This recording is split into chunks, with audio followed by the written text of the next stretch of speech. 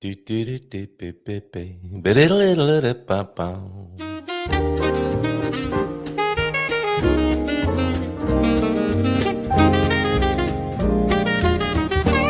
Bom dia, Portugal! In Portugal, there's a YouTube show full of fun facts you need to know. Carl rings the bell and the members show to the GMP morning show. Featured guests will come and they will blow your mind. The audience will do so in kind. A little vanity mixed with some insanity on the morning show with GMP. Good morning, Portugal, and I'd like to welcome you to another fantastic day. Hey, Gumpers.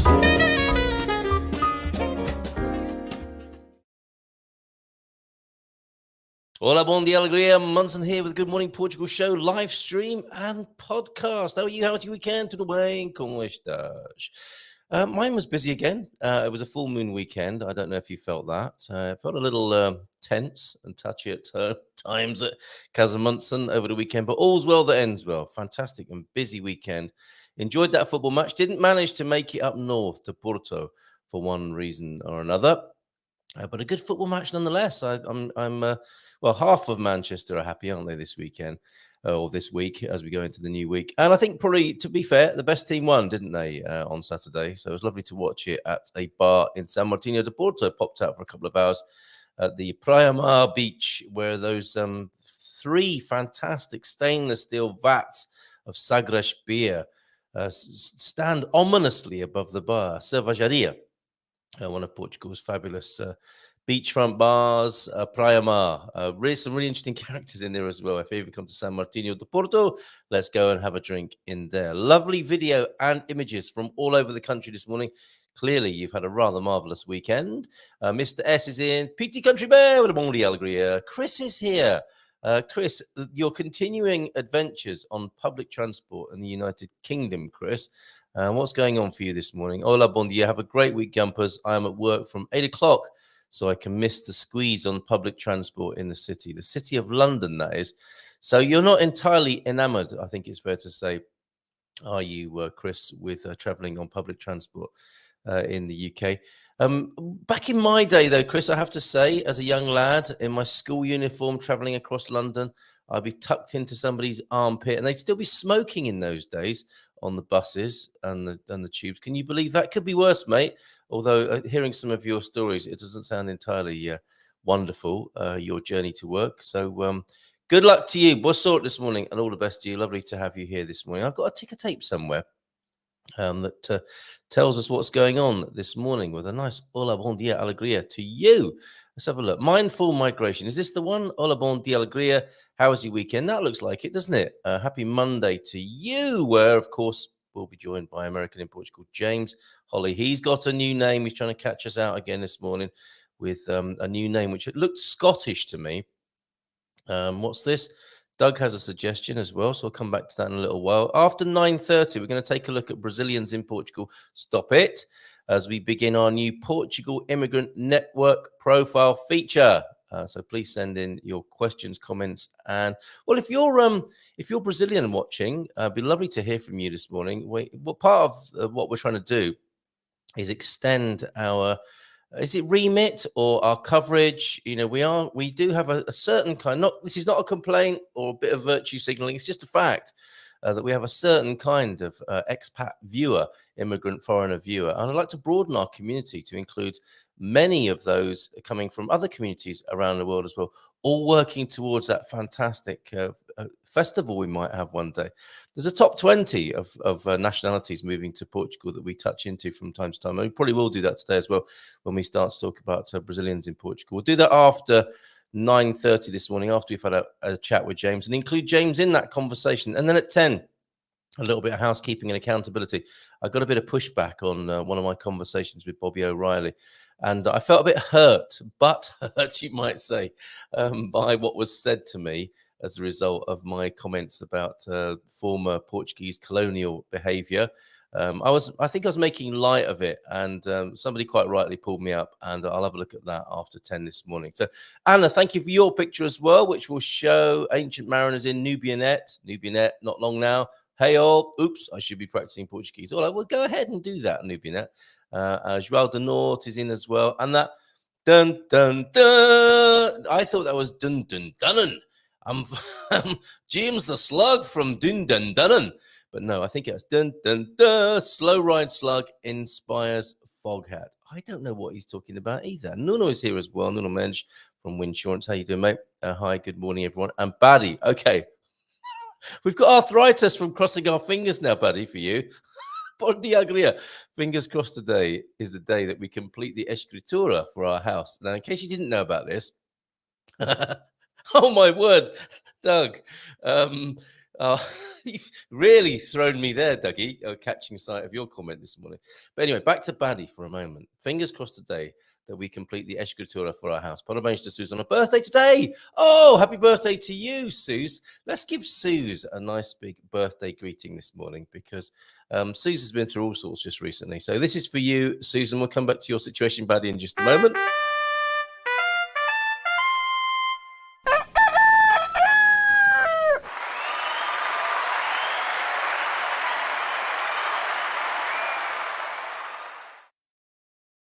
There you go. Happy birthday, Suze. And hopefully over in that part of the country, there'll be many reasons to celebrate later on when you do complete on the escritura. How long, Baddy, since you've been wanting to sign? Are you trying to join me in the studio? I just want to listen. Oh, she can't really join us. She's got a sore throat. She hasn't shouted at me for days now. She didn't spat her coffee then over me there. Nonetheless. Victoria, good morning to you, and Gemini. Oh, it's a lovely full house this morning. Good morning, everybody. And Dougie says, after my operation, I'm big on Brazilians nowadays. So you're gonna keep it that way, Doug. What is it? The shorter the grass, the bigger the trees, or something. Fabrizio said on one of his appearances on the show here. Carl, I'm going to ask Camelia, Brazilian and Italian, yes, if she can give you a hand with today's discussion. That is fantastic. Thank you. That's exactly what I was hoping for. That Brazilian people, rather than these conversations, nothing about us without us. It's a little bit patronizing and condescending, isn't it, to talk about other people without including them in the conversation. But honestly, I don't know many Brazilian people. So nice one, Nunu. And whenever we talk about another community of foreigners, immigrants, expats moving to Portugal, if you know somebody who'd like to chip in and join in, I'd be delighted to welcome them either on the phone or in the chat or in the comments. And this is going to be a long conversation. It's not just today. We're looking for that massive festival one day when all the different nationalities that are making their home here in Portugal come together for the most incredible festival of music, food, drink, and fun together, and friendship. And this is what the feature will be. Let me just play this for you.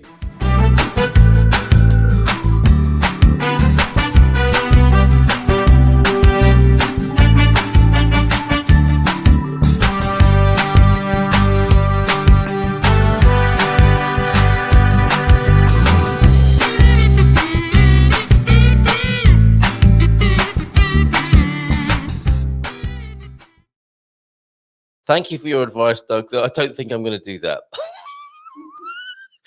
And he's not talking about a new haircut there.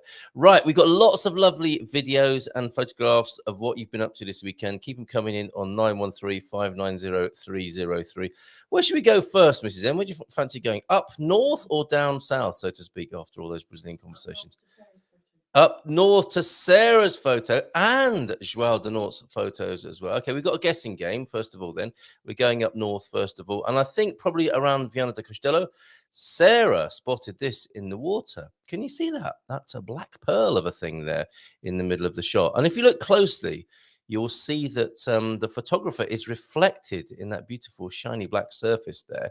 And as we zoom in a little closer, you'll see it even better there. Barnacles, a load of old barnacles. And then this sea creature, I'm assuming it's a sea creature, attached also to the rock there. What is it for you? What do you call those? Rock poolers. Yeah, you rock pooling types. What is that? What is that beautiful black shiny thing that is making its home among the barnacles there of Viana do Castelo? I'm guessing that's where it is. Certainly up there on the northern coast of Portugal. And then over towards the east, Joao de Nort and Pam and friends. Look, hey, I know those two, Bob and Viv as well. Were out and about. Let me just find out exactly where this is.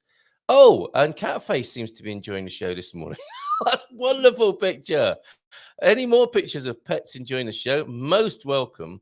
And here we have, I'm going to show you the picture of John and Pam as well, with this wonderful squiggly archaeology behind them too. What did you do this weekend? This is the Castro de Santa Trega archaeological Celtic ruin just across the Minho in Spain. So these lovely folks are over there. And that's what you'll see if you go. It's like a little labyrinth, isn't it? But I think these are the homes of the ancient Celts over there in across the Minho and into Spain. And I'm trying to find more of the pictures. My computer seems to be wanting to save the photographs in a different place today. AI is upon us, isn't it? The computers have been doing what they want to do for ages, I think. Oh, here we go. Here's John and Pam anyway. Isn't that incredible? You've got two lots of backgrounds there. You've got the background of the ancient Celtic settlement. And they are the original tiny homes, are they not? Made of beautiful, Spanish granite. And then beyond that, a lovely view. Is that Portugal or Spain in the distance there? That's probably Spain, isn't it, John? So lovely photographs from the north. And these incredible homes. Here's a reconstruction of one of them, is what they look like. Could you live in something like that, Mrs. M? Yeah. It's quite nice, isn't it? John says a very, very welcoming porch area. This reconstruction shows how comfortable these dwellings might have been. Thatched roof. Who doesn't like a nice thatch first thing in the morning? A lovely welcoming covered porch. Who doesn't like a lovely welcoming covered porch? Stop it! First thing in the morning. Pretty cool. This is right at the mouth of the Minho River in Viana. Okay. There is practically an identical site overlooking the mouth of the Lima River as well. These are fantastic. Thank you so much. I could see us. In fact, we could have one, couldn't we? And the kids could have their own. Just adjoining, couldn't they? This is probably how they used to live. Yes, we had an indoor camping experiment last night, which went very well too. Excellent stuff, John. Absolutely love that. Superb. And then just staying in the north, look at those. They are really amazing. You can pass food between serving hatches, presumably between these old dwellings here as well. And they just stay together, wouldn't they, for comfort and warmth. They look a little bit exposed on the hillside there, but incredible. Who am I to tell old Celtic people how to live their lives? Fantastic. And yes, this black shiny thing. That is not far from where those photographs were taken as well. Thank you, Sarah, for those. Wonderful. And the image we opened up with is the Portuguese donut with a beautiful, I don't know if that is just for the fun of it, or if that is actually a white glaze icing with some blue ink in there, some edible blue food coloring, and some azulejo donut action for you this morning. Let's go down to the south then this morning, and thank you very much to you. I think we've got some video, haven't we, first of all, and then some lovely pictures from you, Victoria. And we'll stay in the south for Anna, the Swede in Portugal's photograph as well. So let's play the roll VT first from the Algarve this weekend. Thank you so much, everybody, for being so thoughtful and capturing images and sending them in. Oh, and something from Philomena as well. Not that one. Philomena Friday. Which it will be this coming Friday. But let's stay in the Algarve for a moment, and a couple of seagulls probably doing a little jig here.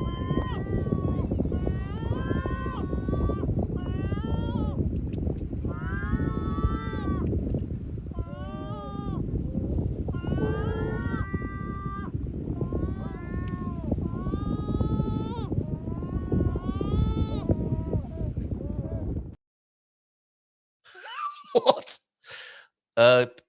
Seagulls pretending to be cats. Talking of which, we have a new admirer. Look at this, fresh in from Pontelima this morning. Catface is watching the Good Morning Portugal show, trying to swap my hooter or something like that. Oh, the cockerel, perhaps. Keeping a keen eye. Is the tail flicking? Is Catface about to leave? What's going on there? We've got double plants there, haven't we, in that particular image? You're trying to figure out what's going on there, Mrs. M. Oh, yeah. Lovely little cat face. Probably thinking that he can just nip in and have a little... Cats like to bite on foliage, don't they? Looking for catnip, I think. Those seagulls are hilarious, though. Let's just watch them again because they're quite extraordinary. They may have learnt from their feline counterparts in the animal kingdom that if you moan and wail like that, you get fed eventually.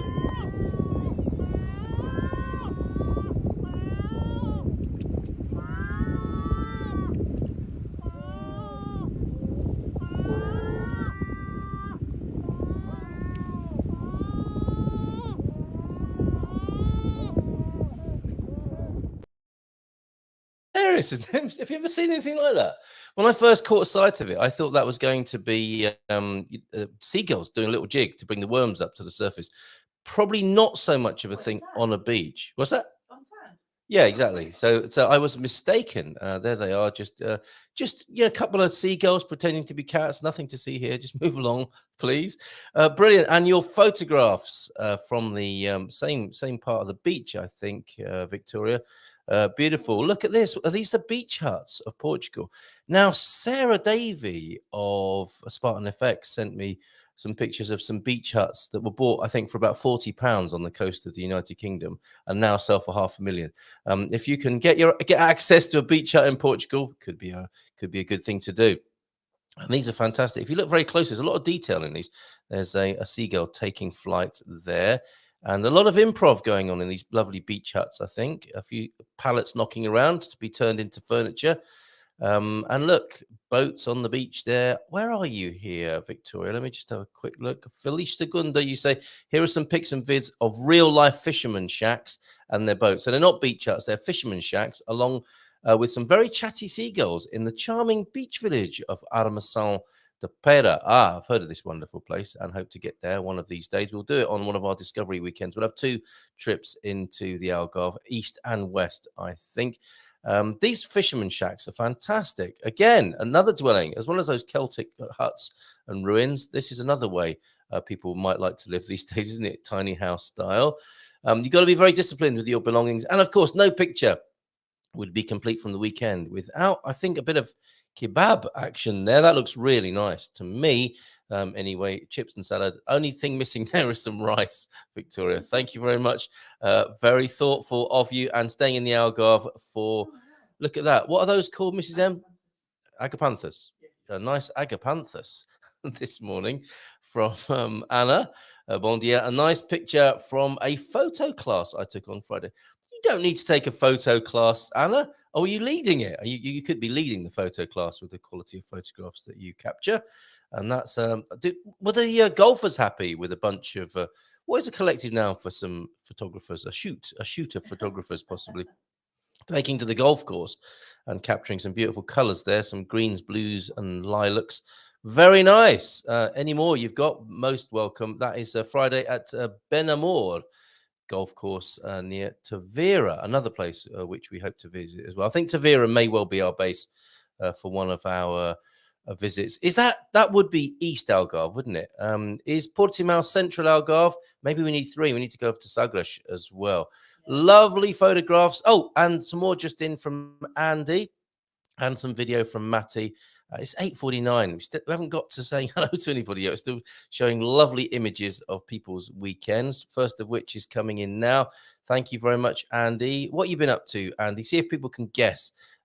He's on his 2 feet rather than his bicycle this weekend. Although, and I think this is some of that excellent technology which you inspired me to use when I went out on my bike. I did that return journey to the mechanics on Saturday morning, that 10K. It's very easy, a 10K easily under my belt these days. What's that, Mr. Like a famous 80s pop star. Andy, of course, does look like a famous 80s pop star. I'm not sure which one. He's kind of got that generic rugged handsomeness of an 80s rock star, isn't he? It does, yeah. Yep. And this would have been his walk. These apps are fantastic, showing you your workout time, your average speed, your average heart rate, and so on. And there's the group. Free t-shirt and lunch included. For €5, probably, if I know Andy. Looks like you had a great weekend, Andy. Let's go. Whilst you're not cycling, Matty has captured some Portuguese tour action coming past his house. Let's check it out before we say a few hellos and get into the Quem Sabia and the Portuguese saying of the day. And maybe have we got a Portuguese saying of the day? Maybe not. We're going to be resting that for a little while. But anyway, here's some cycling action.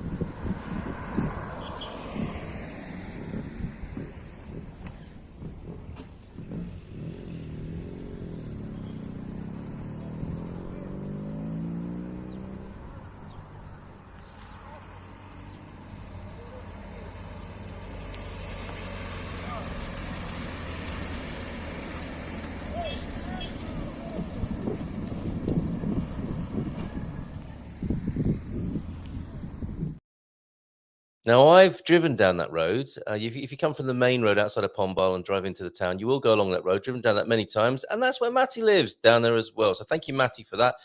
The Portuguese tour, a Portuguese tour. It's taken seriously here in Portugal. Some cyclists with outriders and backup teams and so on. If anyone recognises that, do let us know. In fact, it'd be great to have a guest on the Good Morning Portugal show who knows a thing or two about cycle touring around Portugal. And then let's give you 50 seconds of fado as well before we get into all the greetings this morning.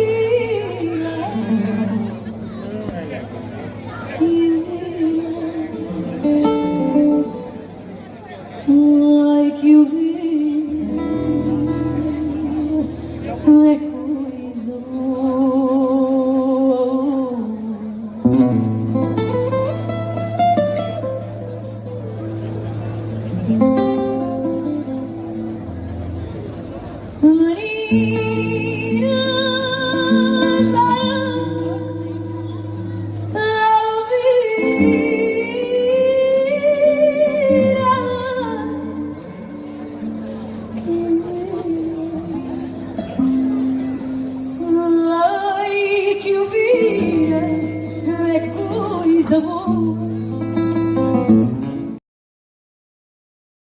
Isn't that fantastic? Filomena Friday. Filomena will be with us on Friday. Loads of pictures and videos to come from Filomena, who's been busy this weekend as well. Paul Richards is in as well. Good morning to you.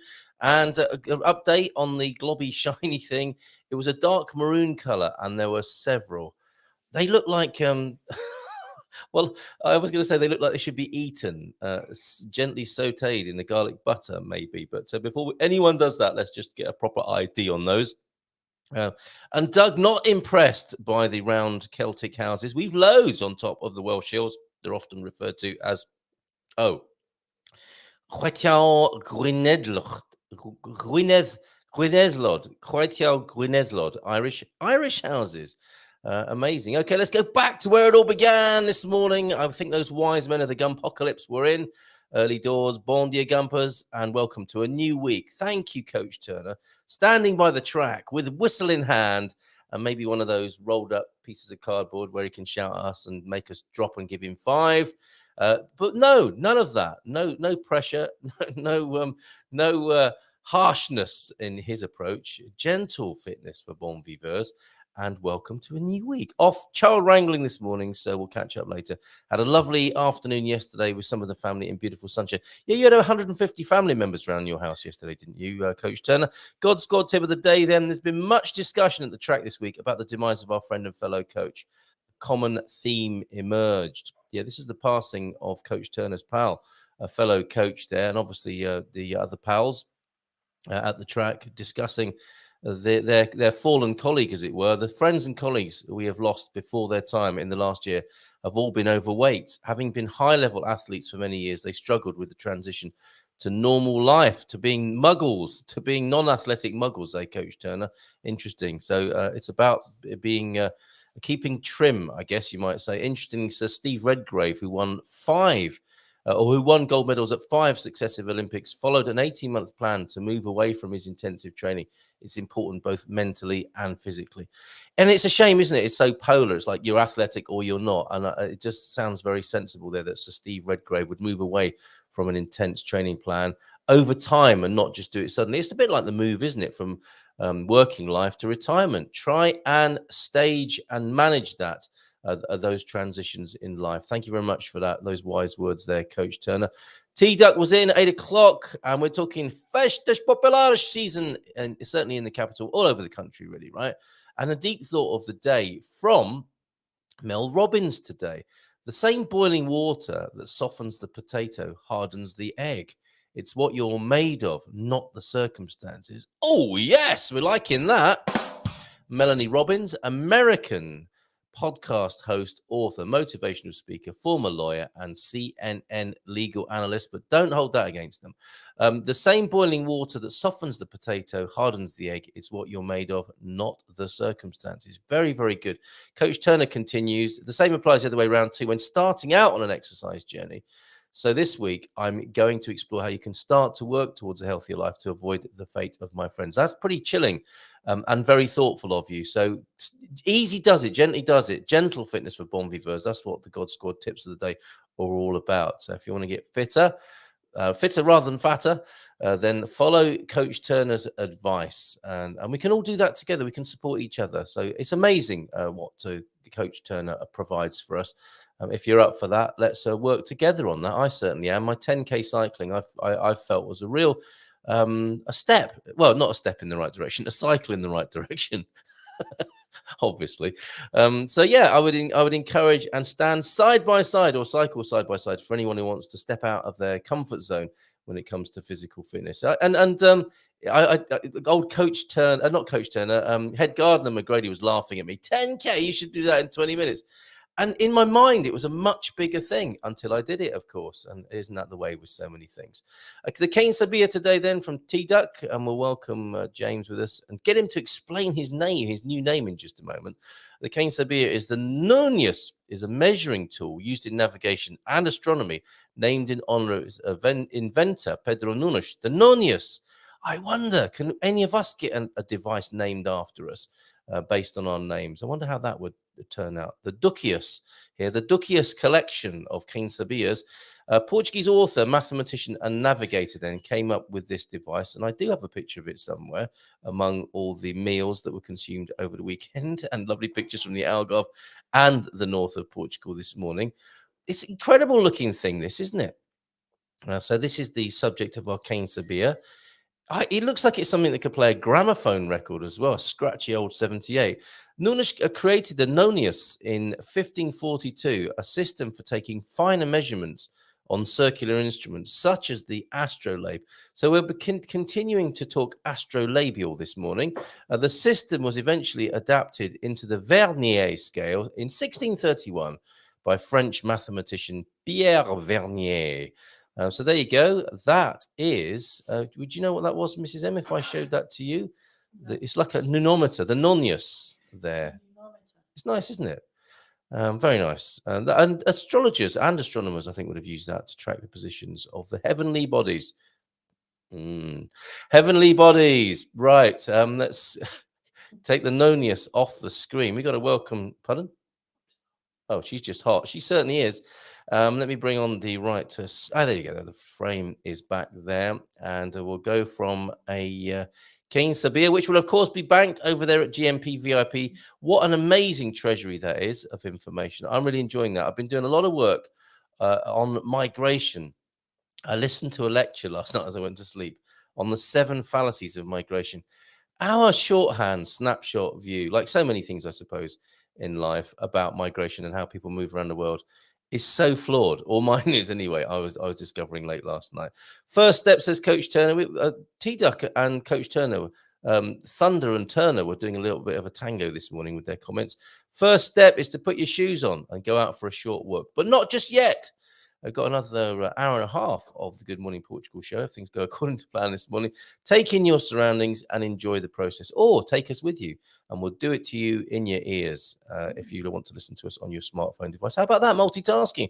Go out and get some nice fresh air. That's how Phil Cooklin used to listen to us. He used to listen to the podcast while out walking the dog. And now look, celebrating his wonderful 60th birthday here in Portugal last week. Happy birthday to you, Phil. It looks like you had a fantastic time. Bon dia, Gumpers, then. Should we bring him on while we have his comment? And he can read it himself on the screen. No, you see, you thought I was going to forget his intro and theme tune, which I nearly did. I'm getting the finger. I nearly did. After this, we'll welcome whatever his name is this week. Dun, dun, dun, and say hi, and he can read this greeting himself.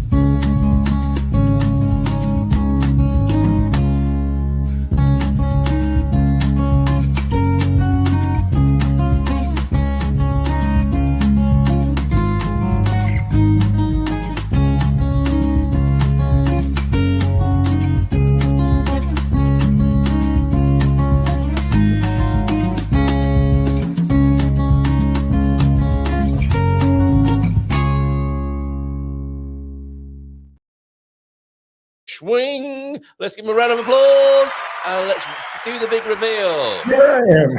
There he is. How you doing? Bon dia. I was all ready for my entrance. I was going to go, dun, dun, dun, dun, slow ride. I That's still don't know what you're talking about. So it's a not band- or a a Scottish band named Foghat wrote a song called Slow Ride. It was very rock and roll. Ah. And I thought, oh, okay, last week was Paul Simon and Slip Sliding Away. I'll use another one. Didn't work. Not for me. I imagine that there are other gumpers who are familiar with the work of Foghat. Why are they called Foghat, James? I have no idea. Right, okay.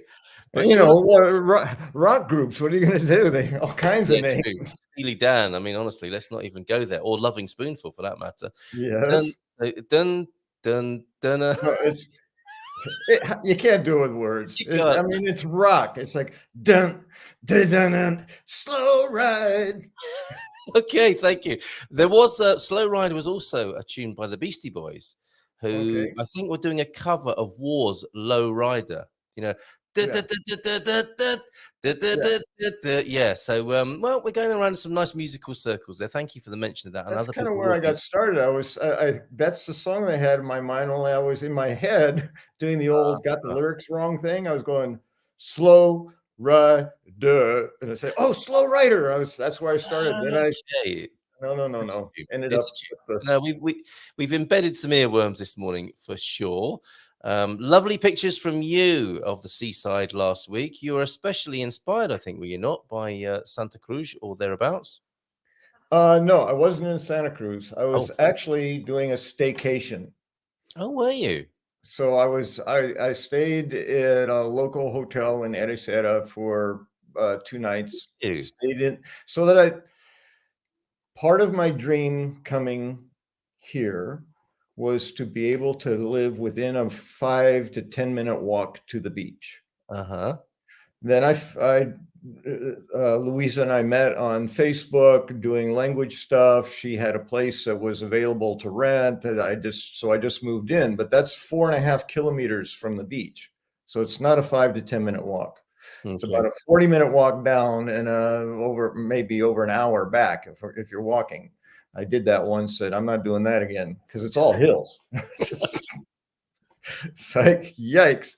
So I said, because of my experience in Espino a couple of weeks ago, I said, oh, well, maybe I should just do this in Ericeira to get a feel of what it's like to be near the villa, to be able to just go out my door and walk to the beach. So it was lovely. It was I've now been to Ericeira 2 times of the day that I've rarely ever been, which is very early in the morning and after sundown.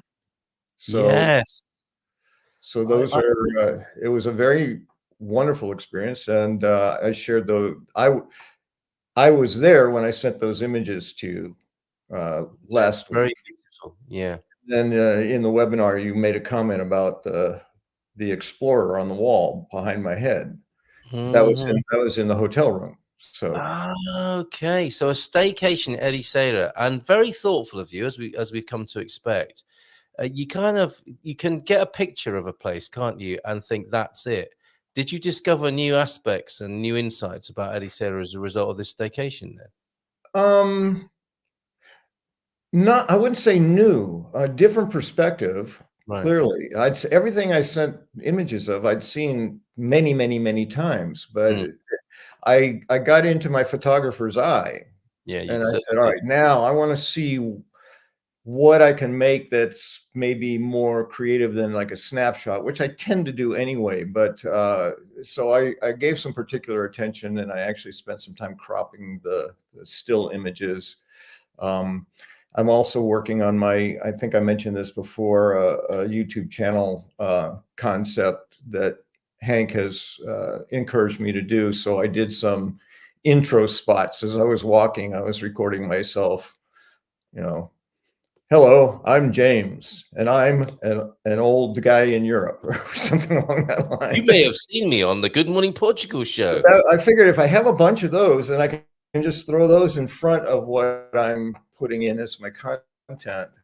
Very good. I'm looking forward to that. Absolutely. That's amazing. Steve, I forget his last name, does lots of tour videos, and he always starts with "I'm Steve so and so," and then starts the video.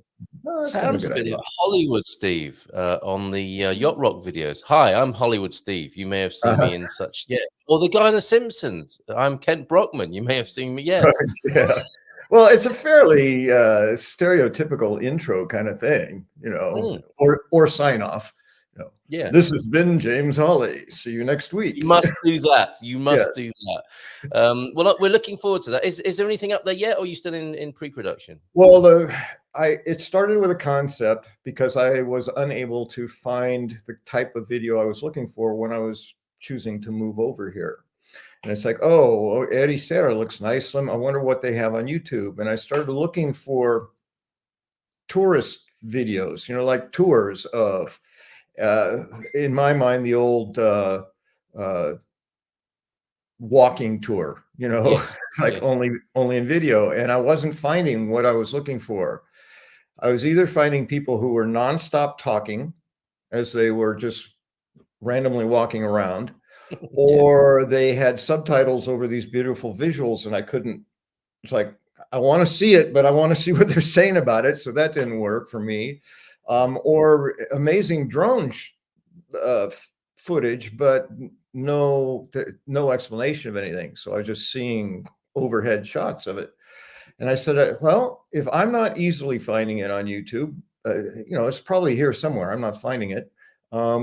Maybe that's a niche I could fill, that I could then walk around Ericeira and find spots and say, here's a place that I've learned about, or, you know, but mostly quiet and just walking through town. So that's where the concept started. And it's like, well, that's going to take some serious, mindful, concerted effort.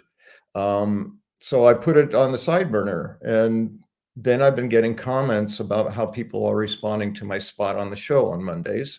Very positive, which I don't, well, I guess nowadays people would say negative things. In the past, usually you'd only hear feedback on the positive side. You have 100 people hating you and 3 liking you, and you only see, you know, liking comments.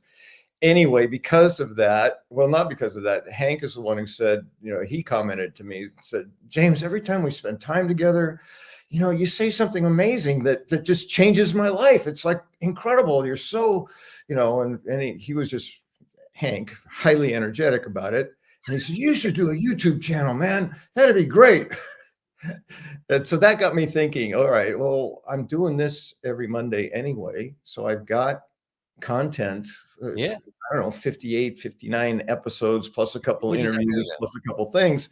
Yeah. So in terms of the effort to download something to YouTube, that would be fairly easy. So I've since that time, I've trimmed every episode that I've been on with you, which it highlights just my spot.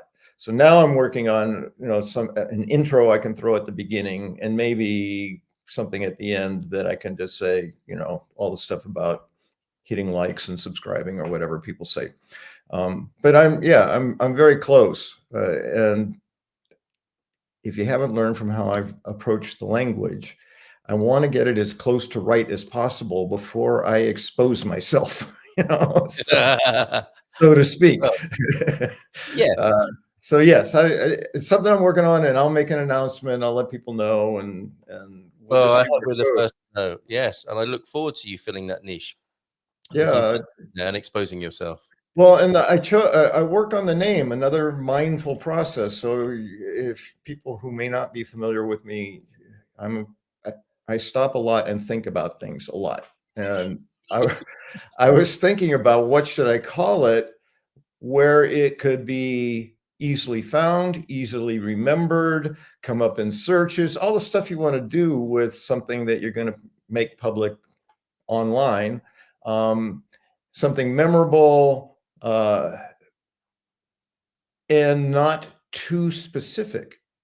You know, if I said, you know, James Holley in Ericeira, like I'd have 5 viewers over the next 5 years, you know, but no one would see it.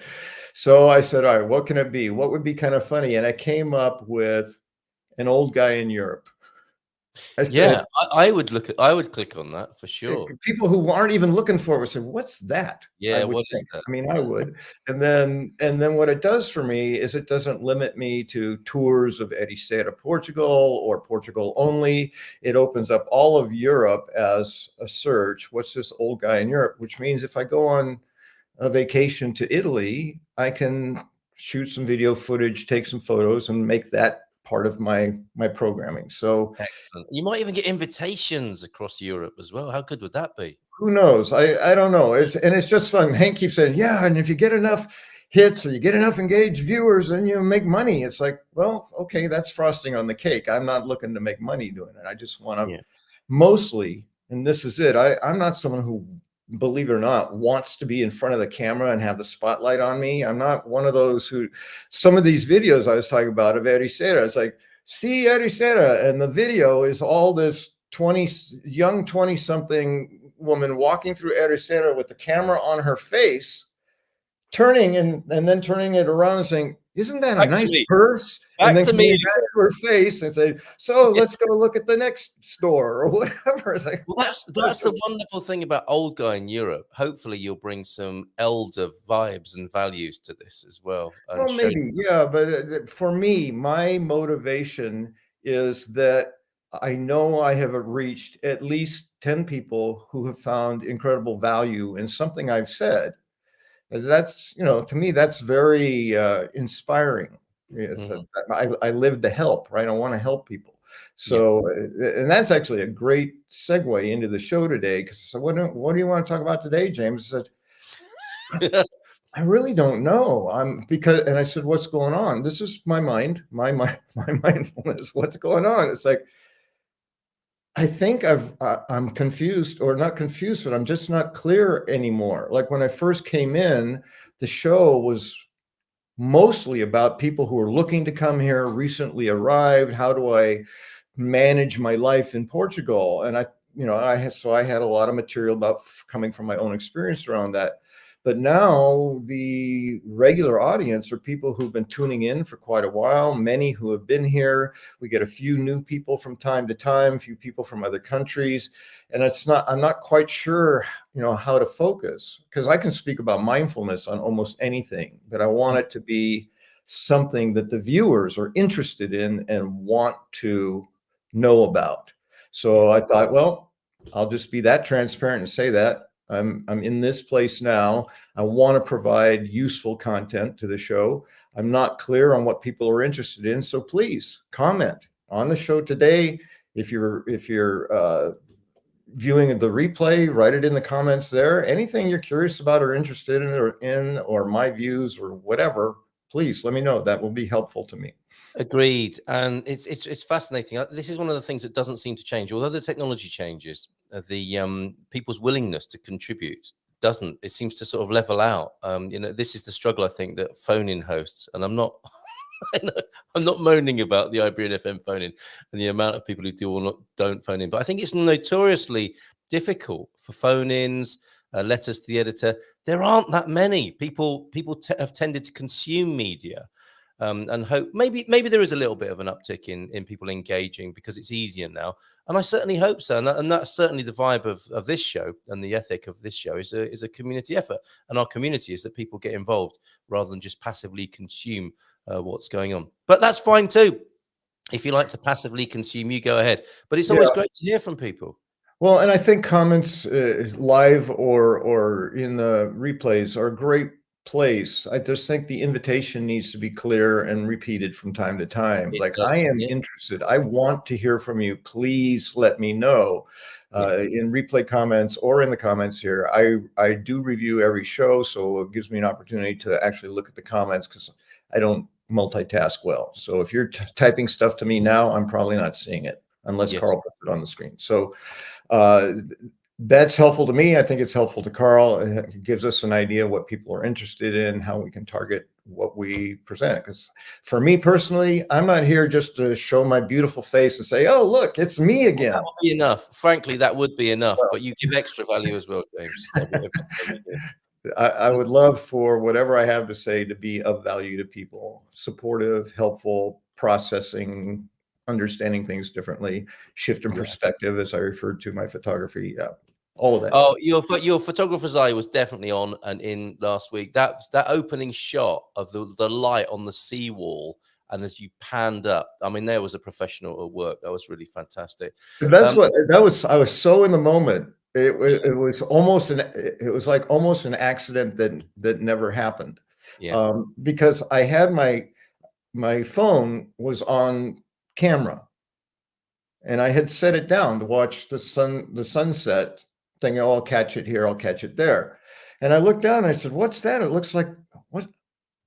Why is that? Did I take a picture of the ocean? What is that?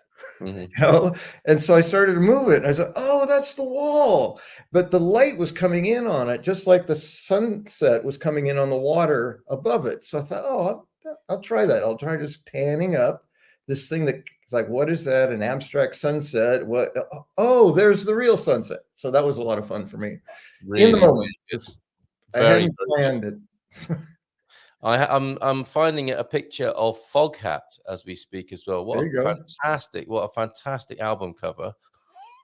Got to be a 70s album cover. And we'll come back because people are coming out with the lyrics of Foghat tunes and a little bit of backstory. So we're looking out for the elder in Europe then. I was going to some of my comments that I want to talk about on the Iberian FM phone, and you talked about... I do prefer old guy. Old guy in Europe then. And this makes me laugh every time I say it. As I'm going into the YouTube studio where my comments are, I mean, this is how to do clickbait. The indie projects are saying, this is the latest title of their latest video. We can't believe it's over. Portuguese homestead. And that's one you want to click on to find out what's going on. And it's a shame, isn't it, that there is so much clickbait and, you know, that people have to sort of go into the gloom and doom or controversy or gossip to get attention. But so be it. And maybe we can look forward to some of yours, like Slug is squashed, or it's not a cowboy hat. The titles like that are intriguing as the old guy in Europe gets into his stride. Talking of comments, James, I've got one and this is just as a little bit of a preview as to what's going to be happening after 10 o'clock today. And sometimes when I become a little bit concerned that I'm so open to comments, and I do need to translate this to English, forgive me. Okay. Oh no, not that one. there was another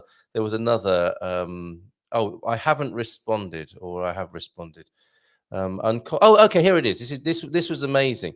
O Charisma, or Charisma O, said to me on one of the video conversations I had with Bobby O'Reilly, talking about the colonial approach of the Portuguese explorers. This came in and it really rocked me, and I'll talk about it more after 10. But unconscious or not, please be more self-aware that a man laughing and minimizing mass serial rape of women is highly disturbing, dehumanizing, and flat out wrong. Please be aware of the danger and pain that this type of dialogue causes survivors and generations of descendants. Would this be a source of comedy if it were your white wife, mother, or daughter? This actually made me sick to my stomach. And it's times like those when you think, oh, I've gone too far. Yeah, and I'll talk about this after 10 this morning, because I did enter into a dialogue with this person, and the heat has been taken out of the situation, and some good, I think, will come of it this morning. So yes, there we go. A little bit of backstory then as to what the Slug is up to and who Foghat are, etc., etc. And let's say a few hellos, shall we, this morning, James, and catch up with everybody, see how everyone's weekend has been, and see who's here this morning. As well as Coach Turner urging everybody to put their shoes on and get out for a walk. We've got Mr. S in, who says good morning to fellow immigrants. The Ancient Mariner with a good morning, all still in France, I think. Bon dia from Anna, whose photo we've seen this morning. Another day in paradise. That's lovely, isn't it? Nubianette on the way. And I think Nubianette will be meeting up with a few of us. I should be practicing Portuguese. Yes, I'm looking forward to meeting face to face if we can make that happen. Yeah, same here. Chris has been in and probably on public transport as we speak now, or has arrived at work. Bon dia alegria from Marcus, country bear. Nice tattoo, Marcus, and a nicely placed little sticker on the very clear pool that you were showing off on Facebook. Yeah, saving Bill's modesty on that particular photograph. João de Nord, hola, bon dia. Lovely weekend. Watched the FA Cup with Owen, and the best team won. So that's a fair analysis of the match. I think I really enjoyed that match.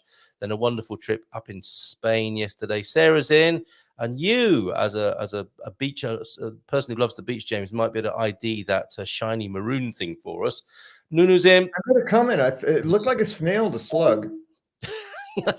I don't think it's a sea snail or a sea slug on this occasion. I have seen sea snails with very shiny shells. Oh, so okay. I don't know. I don't know if that was a crispy exterior or not. Gemini's in. Always good to see you here. Oh, it's you, Slug. I'm leaving California just as the weather is finally nice. It's all about timing, life, isn't it? Hola, bon dia, kids from a few folks. I threw Slug in the name. It's there. Just don't see it somewhere. Yeah, Carl. I'm going to ask Camilla, the Brazilian and Italian. Hola, Nuno. We spent the day together yesterday. It was great. Oh, how lovely. Fantastic. Listening to early 60s rock and roll live by local bands in Óbidos. How lovely. Oh, you're up in our neck of the woods. Óbidos. Yes, it was a great day. Hence, I have a little color in my face. Was that Communities Unite? Was it there? Yes, it was. Oh, how was it? Give us a quick review.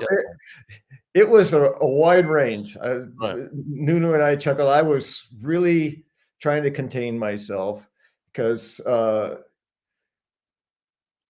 having experienced the music when it was being made, being familiar with it, understanding a lot of the history, which I shared with Nuno, who was quite interested in some of it, particularly Chuck Berry, which many people don't even know the man's name, and yet he was pretty much responsible for rock and roll showing up in the world, and people like, who? Chuck who?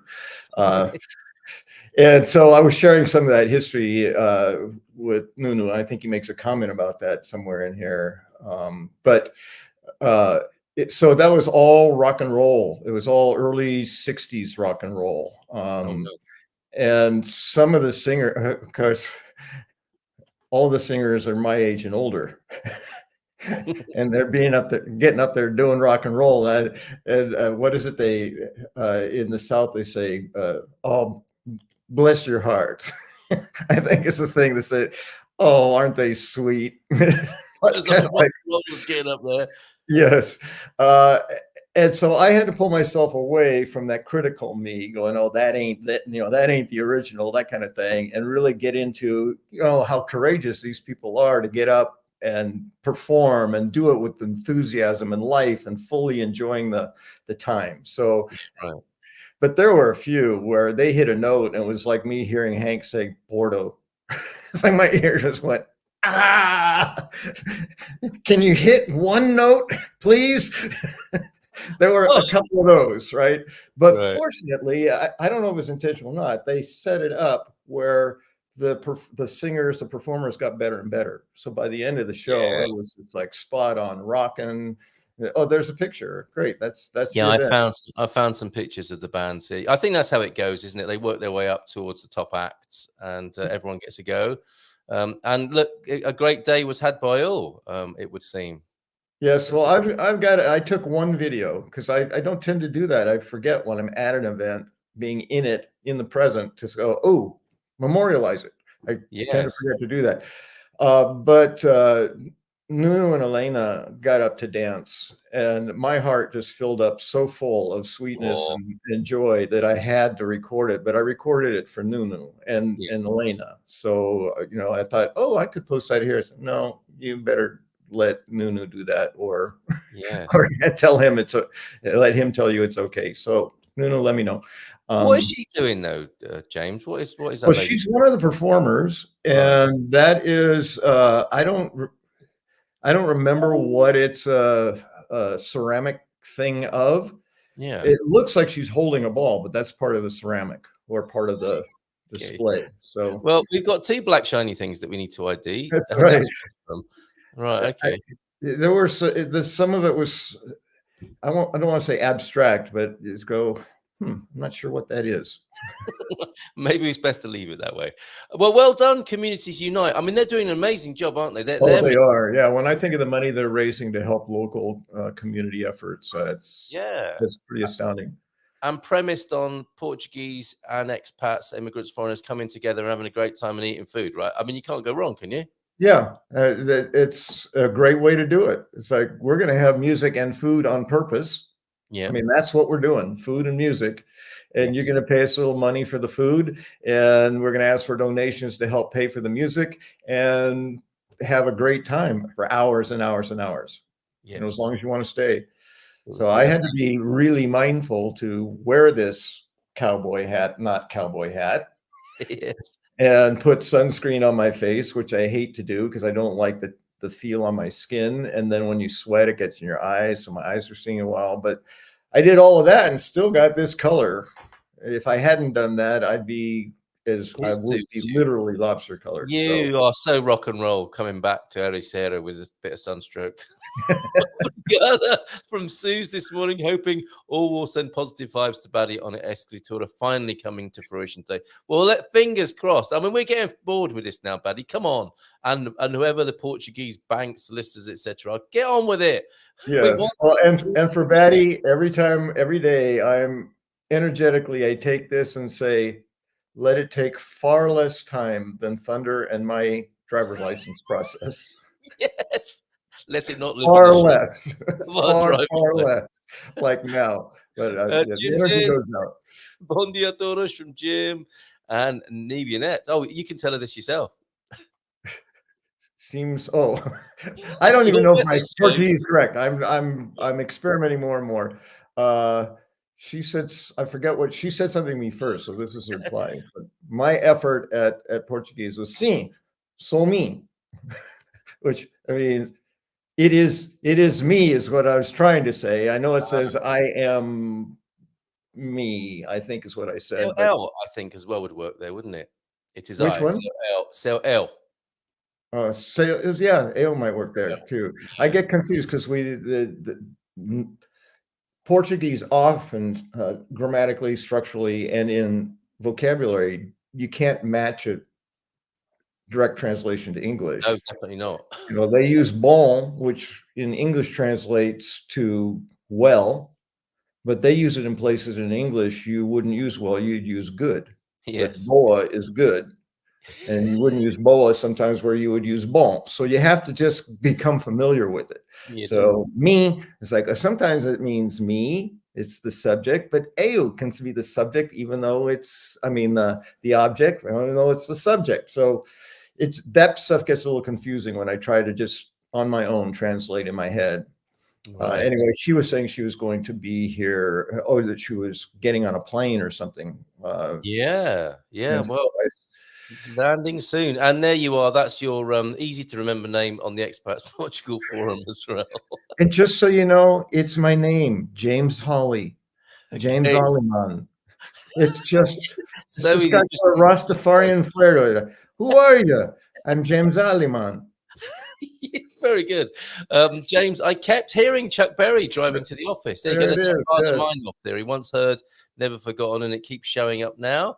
And some people don't realize that Surfin' USA was a total and complete note-for-note ripoff of Chuck Berry's Sweet. I always forget the title.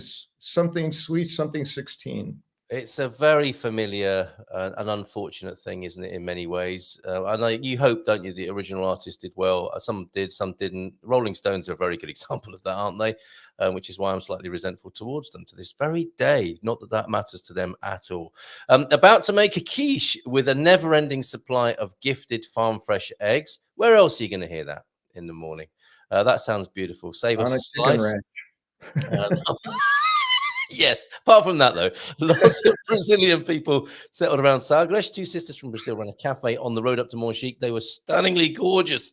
Dougie sounding like a proper English gentleman, isn't he? I remember those two Brazilian sisters on the road up to Monchique. Stunningly gorgeous. Wow. Get well soon with those happy memories, Dougie. Barkeep.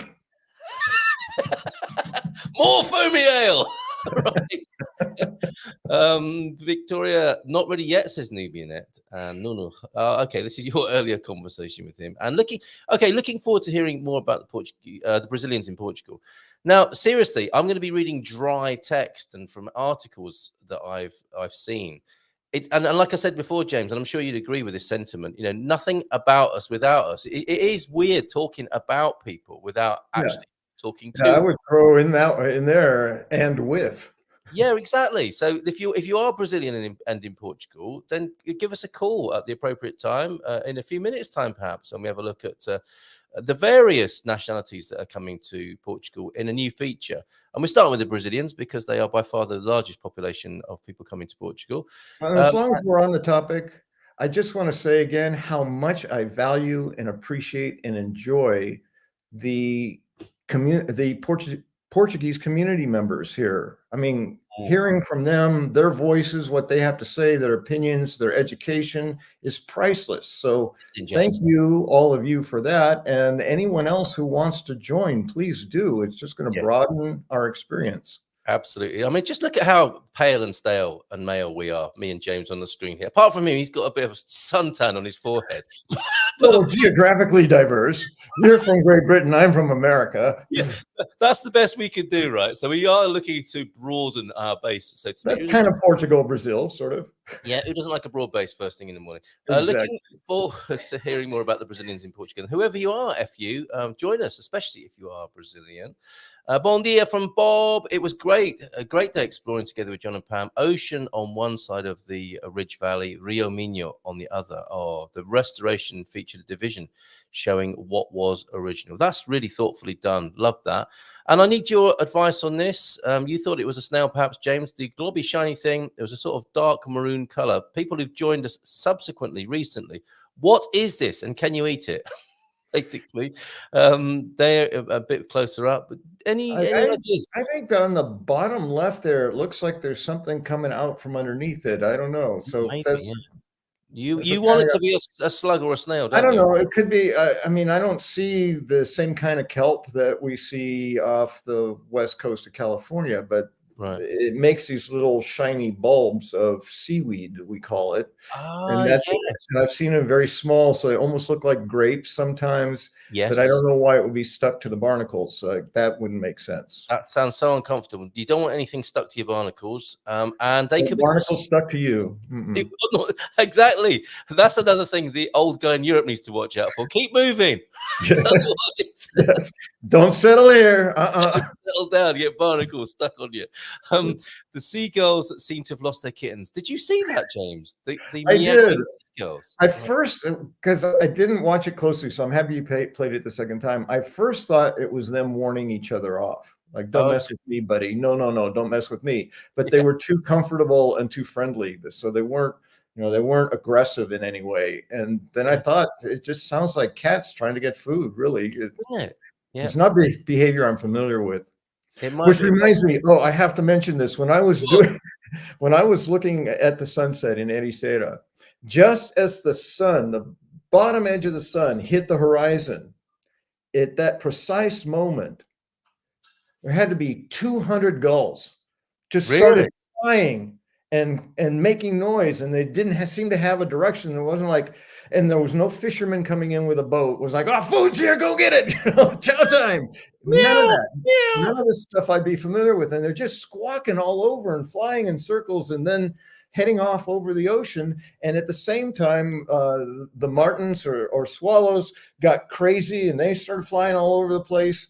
It was like the conductor had said and started the show. It was just amazing. I'd never seen such a thing before. And they seemed to do that as the sun disappeared, did they? I don't know. I don't know if that's a regular thing because I'm rarely there at sunset, but it struck me. I mean, I listen for birds. I pay attention. Where is that? What is that? Who is that that's making a noise?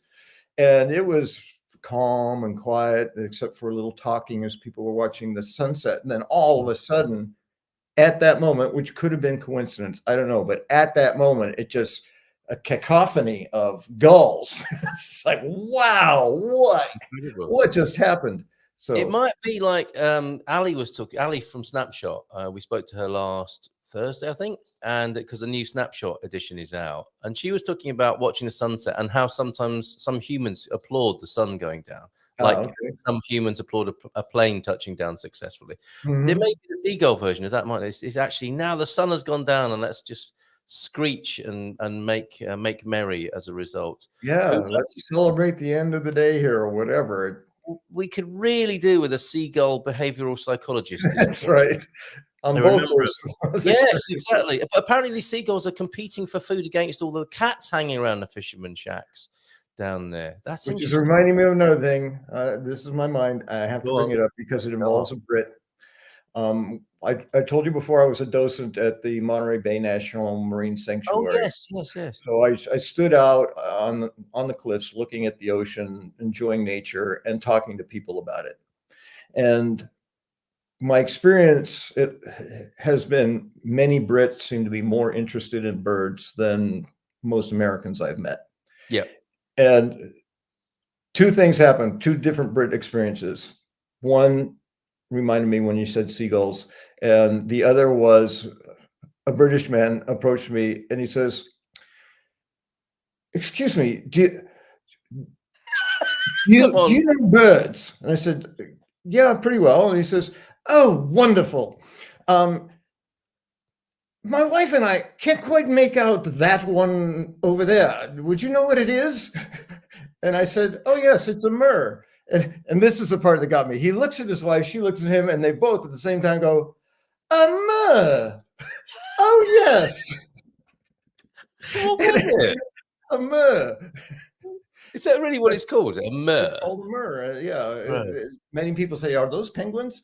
Anyway, so that one stuck out with me. That one stuck out with me, just the expression. And then I had another very serious bird. And now I'm putting on Douglas's persona, but he said, I made a mention of a seagull. And he said, "There are no seagulls. They're just gulls."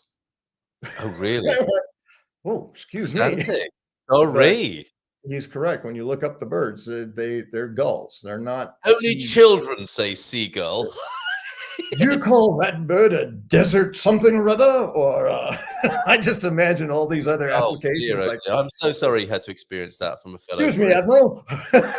Traveling around the world, being all pedantic and everything. Those are my two birding Brit connected things that just popped into mind when you said. And you do a pretty good British accent, I have to say. I want to see some of that in the YouTube channel as well. An Irish accent as well. Oh, well, it's in the blood, though, probably, isn't it? Olá, bom dia, show. Hope you all had a fantastic weekend in Boa, Portugal, by Andy. We've seen your pictures already, Andy. And trippy seagulls. Paul Richards staying in the Algarve alongside Anna and Victoria. Hi, Louis and Cole. Susan says thanks for the birthday wishes. Like you, Louis, I too am suffering from a sour throat. It's probably like a sore throat. But must sort it out. Sounds nasty. 52nd wedding anniversary today. So parabéns to you too as well. Birthday wishes to Susan, belated birthday wishes. And almost as long as I've been alive. Isn't that amazing? 52nd wedding anniversary today. So have to treat her again. Right? It's a bit like that, is there? You knew that. Love it. It's the same every year. Come on. Oh, I have to do this. We went to an area. English pub called the Georgian. Oh, you can do your British accent again here. The Georgian Dragon on Saturday night. The place was not exactly rocking, but we met a British expat couple, guys, and enjoyed the cuisine too. Let's have a look then at the British bar in Kosher and see these pictures here. That does look like a British inn, doesn't it, James? I wouldn't know. I've never been to England, but you know, it's what I imagine. A place, the magic awaits you over there. I'd love to take you for the first time to a British pub. Well, from the video or television I've seen, I always imagine a British pub being all wood inside and very dark. And yes, velvet with you can barely make out people where they're hiding from their old gas lanterns that have been converted to electricity. That's my and somebody at the bar. Recounting the same anecdote as you, saying, "Do you know what? When I was in America, I had to say to old Johnny American, they're not seagulls, they're just gulls. Seagulls. Can you imagine? Silly fool." And they're look at that. They're liking that. That's an American burger in a British bar, I think. There, bit of stained glass. The Birmingham truck stop, and this is in Kosher. As well, a Kosher football scarf. Look at this, full English breakfast every Sunday. A vegetarian option, gluten-free option includes 2 eggs, 2 sausages, 2 rashers of bacon, fried bread, bread and butter. You full yet? Heinz baked beans, no rubbish. Grilled tomatoes, mushrooms, and hash browns, all for $10.95, James. That sounds like we should have a trip over there one weekend. 2/3 of that be coming back with me in a box. I wonder what you're going to say there. Right, there's George slaying the dragon. An excellent British set piece expressed as a mural there. And there's the bar. That does there look it is. Look at all that wood. Look at all that stuff there. Things to sort of feast your eyes upon as you're drinking a pint of foamy ale. There are baked beans, Heinz baked beans on the counter. As well. Heinz. And of course, and a stuffed fox, I think. But it has a lot of the hallmarks of a British pub and dark wood, like you say, and a brass rail. That takes some buffing, I bet. First thing in the morning. Incredible. Wonderful stuff there. Thank you very much for that, Suze. Loving the vibe this morning. We're just having an easygoing debrief of the weekend. Did you feel at all full moony over the weekend, James? I'm sorry. Why? Full moon. Just, I feel like I don't know how well known Beavis and Butthead got. Oh, I see. You didn't drop your trousers at the community. You said full moon. Yes. Well, I hope you didn't disgrace yourself in that way at the community. That's my 13-year-old brain that never leaves. Yeah, it's you're always forgiven. there ready to. You're forgiven. You're forgiven. Yes. Okay. Sagresh can be cool. Thanks, Dougie. Bon dia Grio, loving these morning lives. Eliane Lopes. So here we go. James is a possibly Portuguese friend here who's joining us. This is what we love to see. A good week to all. Tell us more about yourself if you want to, Eliane. Lovely to have you here this morning. And from João to Doug, fascinating to explore the connections between Celtic settlements here in northern Portugal and Galicia with Wales, Ireland, Scotland. Question, did they migrate north or did they migrate south? I wonder. Bit of both, probably, right? Given what was north, which is freezing cold water. Yes. And what was south, which is Africa, Europe. Good point. Middle East. And given the history of humankind as it's projected now, I don't want to bother anyone. I tend to believe in science. Well, the origins were said to be in Africa, so everything moved that way. So that would be my guess. Yeah, but then I do a lot of guessing. Yeah, but once they got there, it's bloody freezing here. Let's go back south. Well, as the Scots and the Irish, but particularly the Scots learned about, or what the Romans learned about that, is it's a huge defense against people who may want to invade you. It's like, it's too freaking cold here. We don't need this. Let's go away. Well, they can have it. I think we've nailed it. There you go. That is the Celtic migratory pattern. And you'll see that in a research paper with Holley and Munson and their famous work on the matter. Morning, guys. I'm back in Portugal. Here's a trip from north to south, recovering from my trip back to the UK, as if we don't just throw this together. Darren demonstrating our theory here.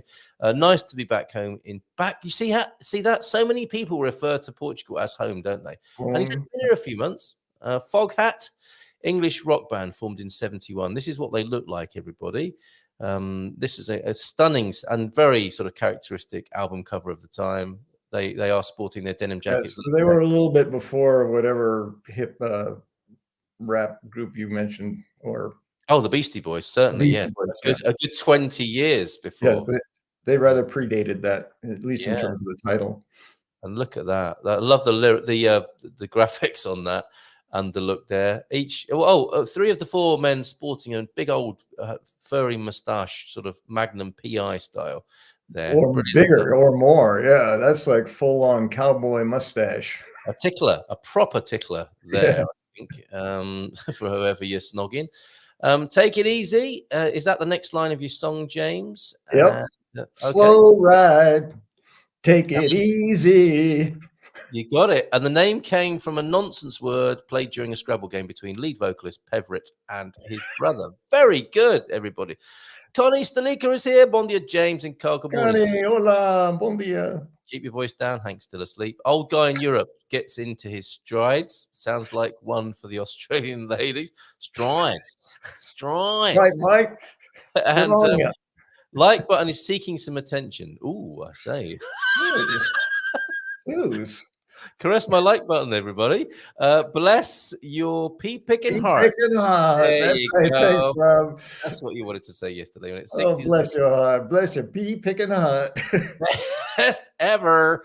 And I thought your comment about Portuguese colonialism was unintentionally flippant, and I hope it wouldn't come up again and be a source of discussion. I appreciate that you're mentioning it. Yeah, happy to go there. I saw, now what did I see over the weekend where somebody was saying, oh, it was Derek Jensen, actually. How about we return to long form? How about we try not to soundbite everything and nail everything in each and every time we have a conversation? The conversations here are ongoing. James is here every Monday. We have an ongoing conversation. We're not saying we're definitive about anything, and we make mistakes. We are sometimes bang on accurate, and that changes as well. And it's a conversation. It's an ongoing conversation. And I say a lot. Don't I? I'm on here every day saying a lot, and sometimes I mess up, and sometimes I may seem unintentionally flippant, and to other people downright rude or offensive. And I'm willing to address that. Yes. And personally, I appreciate thoughtful feedback. I appreciate the education. I don't want to be going around the world insensitive and saying things in ways that are hurtful to other people, but we don't always know. So the education is helpful and important.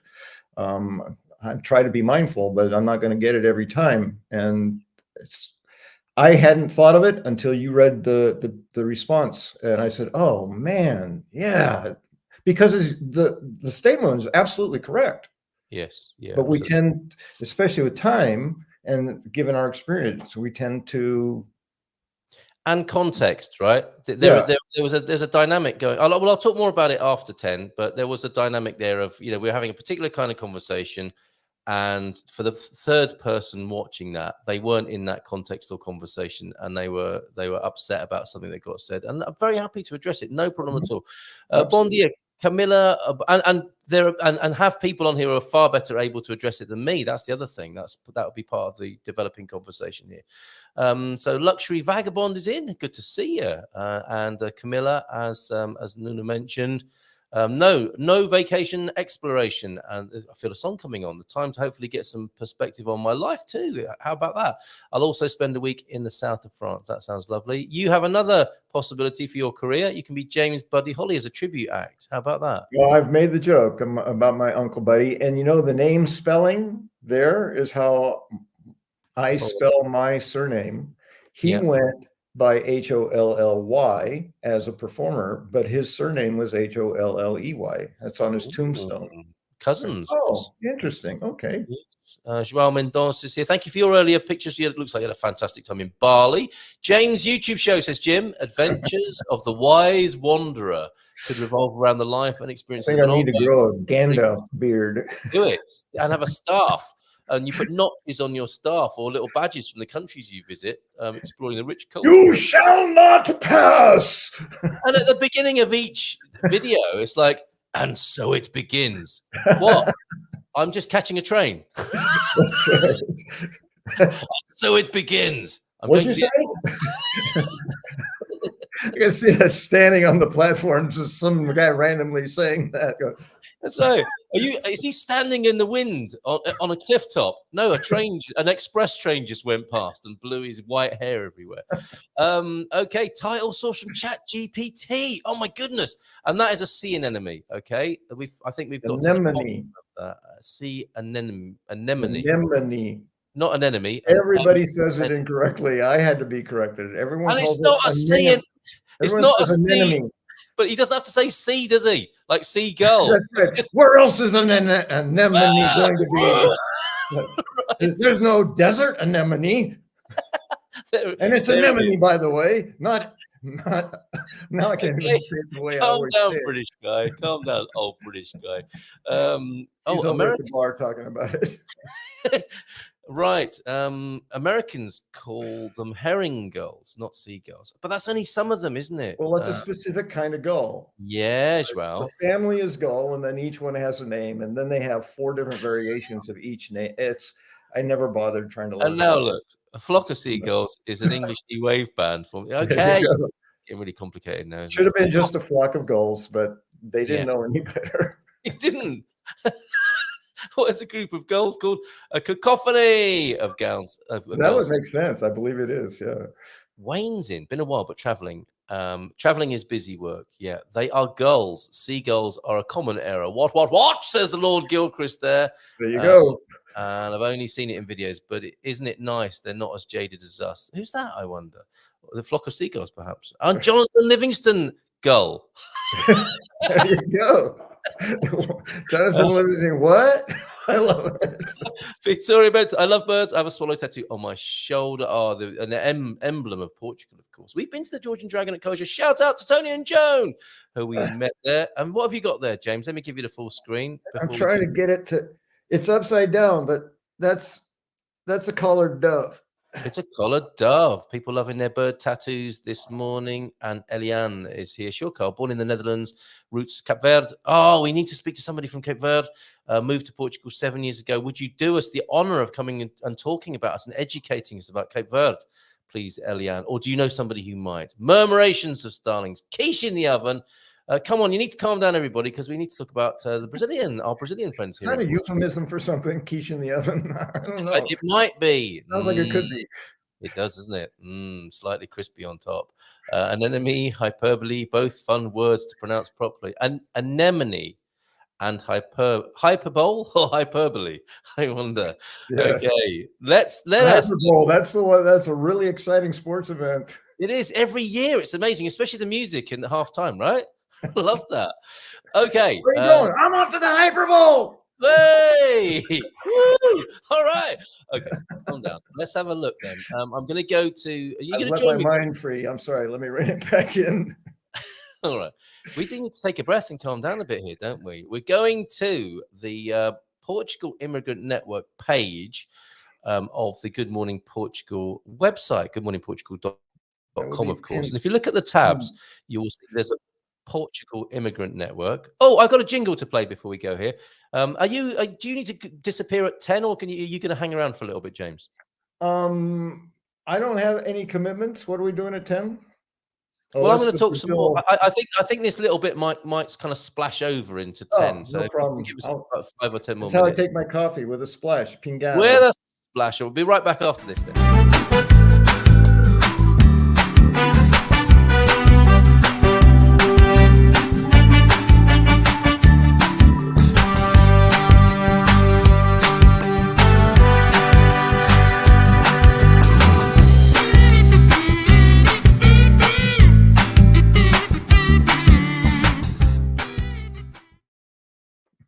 I didn't know you could do air kazoo.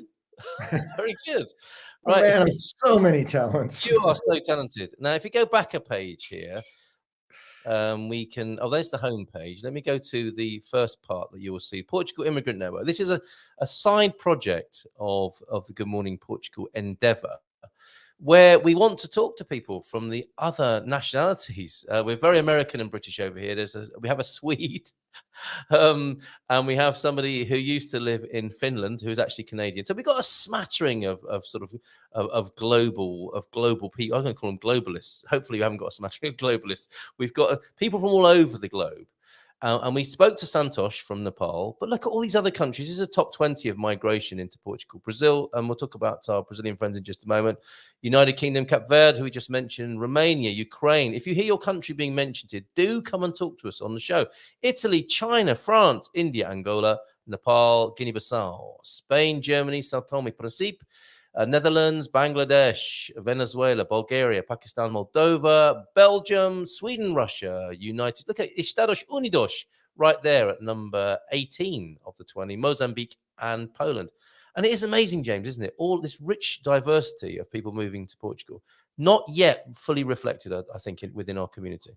So please, yes, would you elucidate, I don't even know if I use that word correctly, on why I would participate with this particular feature thing showing us here.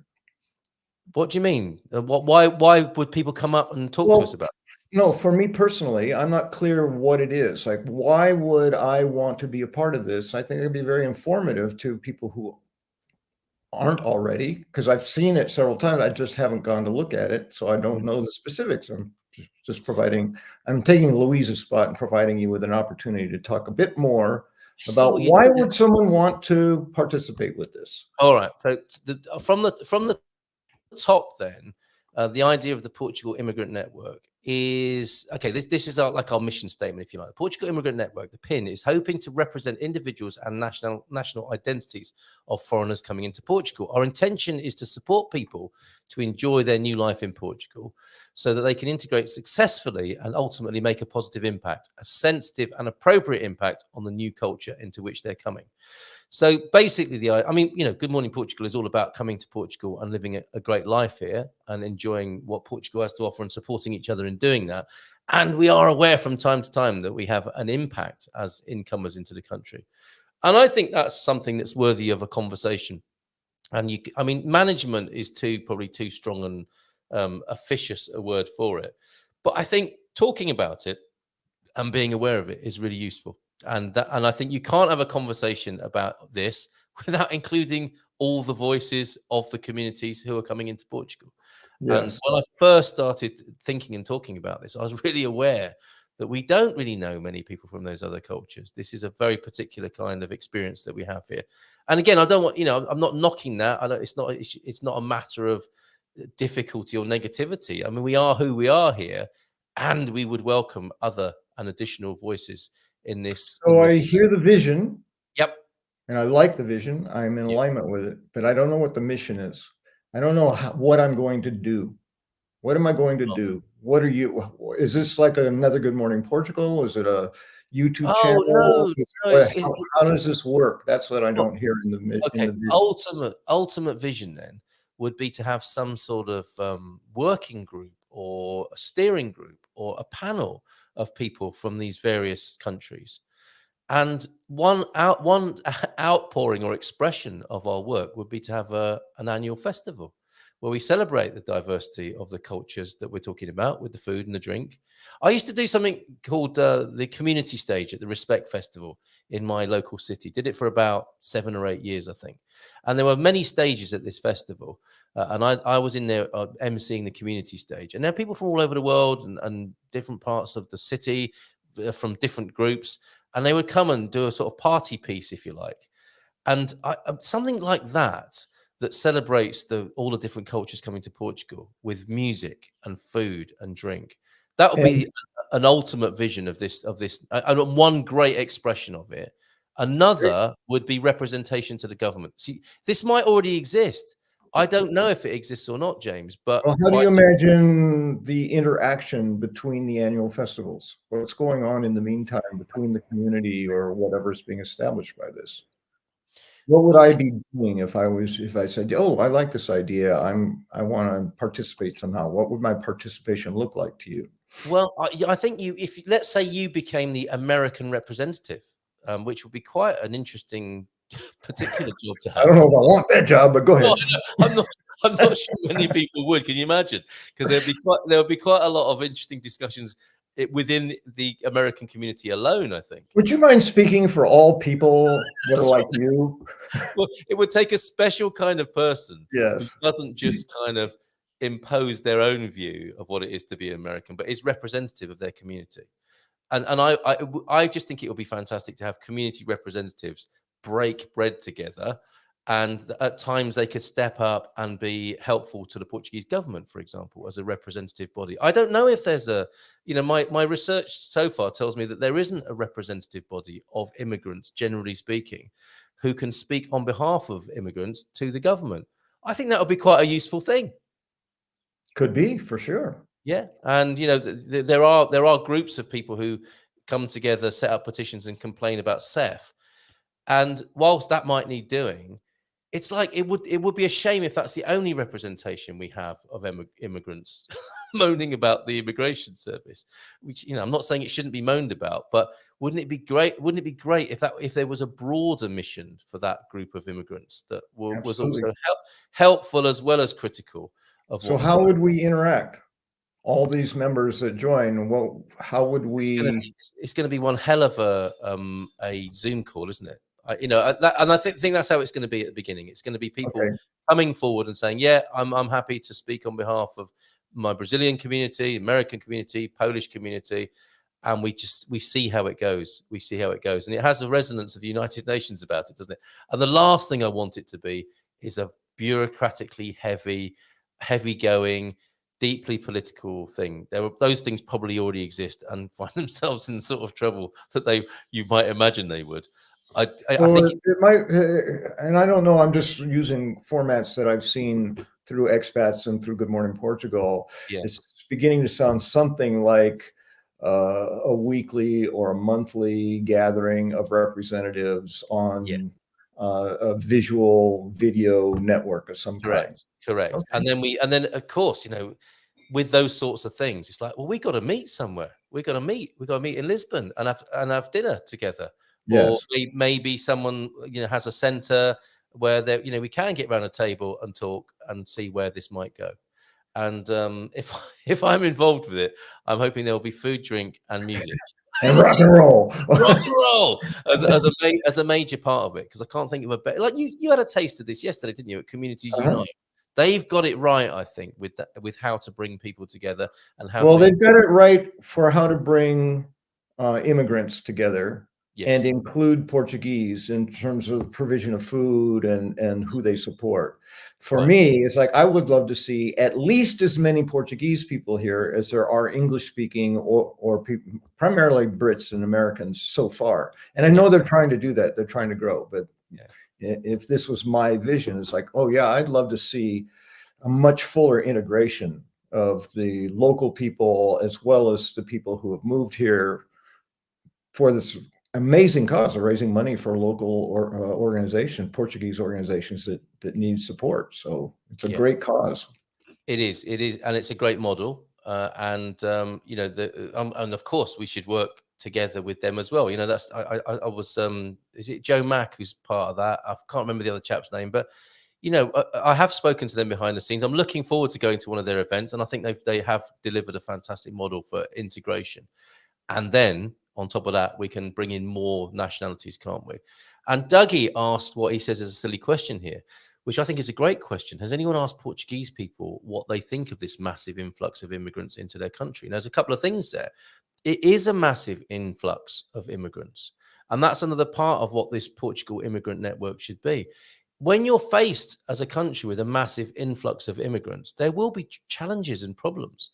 And I would say, and misunderstandings and prejudices and all that brings with that, that's no secret, is it? It's just obvious in the world of human affairs. And at this time in history where people are moving en masse, people from all different backgrounds, all different countries, that is not an easy thing to manage. And I think it's managed better if people have conversations. So that's the first bit, Doug. And you're right to make the comment, it's a massive influx of immigrants. It is quite mind-boggling when you think about what the Portuguese people are facing in terms of inward migration into their country. Then on the other part of your question, which isn't silly at all, I think it's a great question. Has anyone asked Portuguese people? So yes, I haven't asked. Well, I do ask Portuguese people from time to time, but there's no official way of having that conversation apart from an off-the-cuff one in a cafe. What do you think about all these people coming over to your country? Well, I quite like it, or I don't like it. And that could be scaled up, I think, into something more meaningful. Because if there are challenges, again, the best way is to address them, talk about them. And, from our point of view, nothing about us without us. If people want to talk about the impact of migrants, why not talk about that directly to the migrants? If we haven't formed a body or an association, a group that could manage that, it would make the conversation more difficult, I think. So that's another part of this. So thank you for asking what seemed a silly question. I don't think it is at all. Another silly question: how massive is this influx? Yes. I don't know the numbers in terms of the totals. I'm just familiar with the American influence, which everyone thinks is, the Americans, like we're like 1% of all the immigrants. I mean, it's a tiny number percentage-wise, but I don't know what the total from every country coming in is. Well, if we ever get around to talking about Brazilians, and we might have to carry this over, but if we talk a little bit about Brazilians coming into Portugal, you'll see that it's a very considerable population, and of course it's slightly different because Brazilian people are part of Portugal, a former colony, and have a slightly different relationship, you might say, to like the Brits or the Americans. And it's a great question, João, because massive is one of those emotive terms, isn't it? You start talking about a massive influx, you talk about tides, and the what emotive. You mean by massive is a great place to start, isn't it? It really is. And that again leads back to talking about it and challenging sort of prejudices, preconceptions, and so on. And again, another, to repeat myself, what better way to do that than over a pint, something with chips and rice, and some music in the background. I would recommend doing it at the beginning if we're going to include pints. Right, Kanekkas. Lovely. The longer you go, the less productive it's going to be, I believe, if we continue to consume the pints. Lovely, silly questions here. Can we have pints? First silly question. And what is massive? When should we have the conversation in relation to the pints? It's like, what did you talk about? I can't remember. We need to meet again. That's right. Tonight. Right. So there we go. There's the back. I don't know if I've addressed your inquiry and that kind of setup there, James. It helped a lot because I couldn't see beyond the vision. The vision is like, oh, that sounds good, but what does that look like to me on a Friday night? Like, how is it going to operate? So having an existing model to refer to and saying, yes, it's something along that line helps me understand a lot. It's very much, at least what I'm imagining in my mind now, some of the webinars that Expats does addressing people who are interested in moving and providing experts or providing people who have done it to share. So your membership, the international representatives would be sort of a panel of some sort, and then the viewers could view it to hear what's being talked about and participate at some level with comments or questions along that line. That's kind of what it looks like in my head now, and I didn't have any of that before we talked, so that helps a lot. Thanks. Yeah, okay, good. Stephen Wells makes a good point. You're an English language channel, no question about that. We do our best anyway. That is, notwithstanding hyperbole and anemone and seagulls, that is predominantly what you will attract. And you have to kind of not draw the line somewhere, but there are certain contextual things that are givens, and that this is an English language channel, no question about that. And that is, predominantly how. It's a foundational thing from which other things will follow. Yes. And you make a good point, Nubian. English is an international language and many races are represented but have unique experiences. So I think we kind of do have to say, yes, we are an English speaking channel, which we are. And a lot of our conversations will be, most of our conversations will be in English, and we'll do our best to reach out in the best possible way. But there's only so much you can do. Right? To Nubianet's point, maybe it's a function of privilege or a certain lack of awareness, or maybe people are more aware than I think they are, but it's almost by default that the English-speaking nations of the world lucked out in Europe because it's sort of the default language. And it's not just because of Brits and Americans or Australians, other English-speaking people.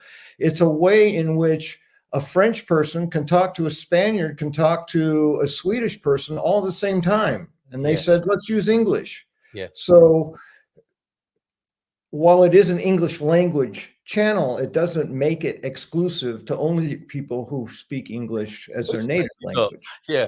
For anyone who wants to get involved and English isn't their first language, or they might say about themselves, I don't speak very good English. That wouldn't stop them having a relationship with our community. As right, but it may stop them from feeling like they could join, because there is a lot of shyness around speaking language that's not yours. I mean, we know those of us trying to learn Portuguese know that. So someone may say, oh yeah, I understand, but I don't want to look like a fool, or I don't do it enough, or I don't feel like I would fit in, whatever things they might do because of the language. That's a valid point. Yeah. It's like when you do a phone call in, people, it's like, oh no, I'm too exposed. You know, I don't want to interrupt. They have all these things that get in between you, them and you making the contact. So we'll do that. We filter ourselves when oftentimes we don't need to. Well said. Well said. My point, says Stephen, is that most people will be Googling in their own language. Yeah, and all we can do, Stephen, on this is like try and reach out. That's the best I can do, and I understand some of the limitations.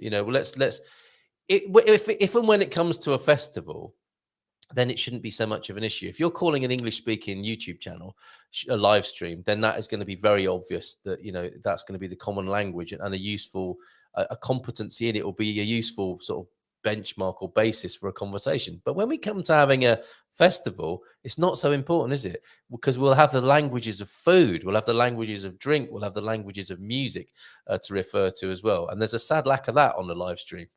For sure. Well, that's a primary aspect of, I apologize, I keep forgetting the name, the organization we've been talking about that I attended yesterday. Yeah. The music is the thing, the reason this group formed was because they knew people would come together around the music. So they would feature the music and everything else happens as a result of that motivation. Yes. It flows from those universal languages, doesn't it? So yes, well said.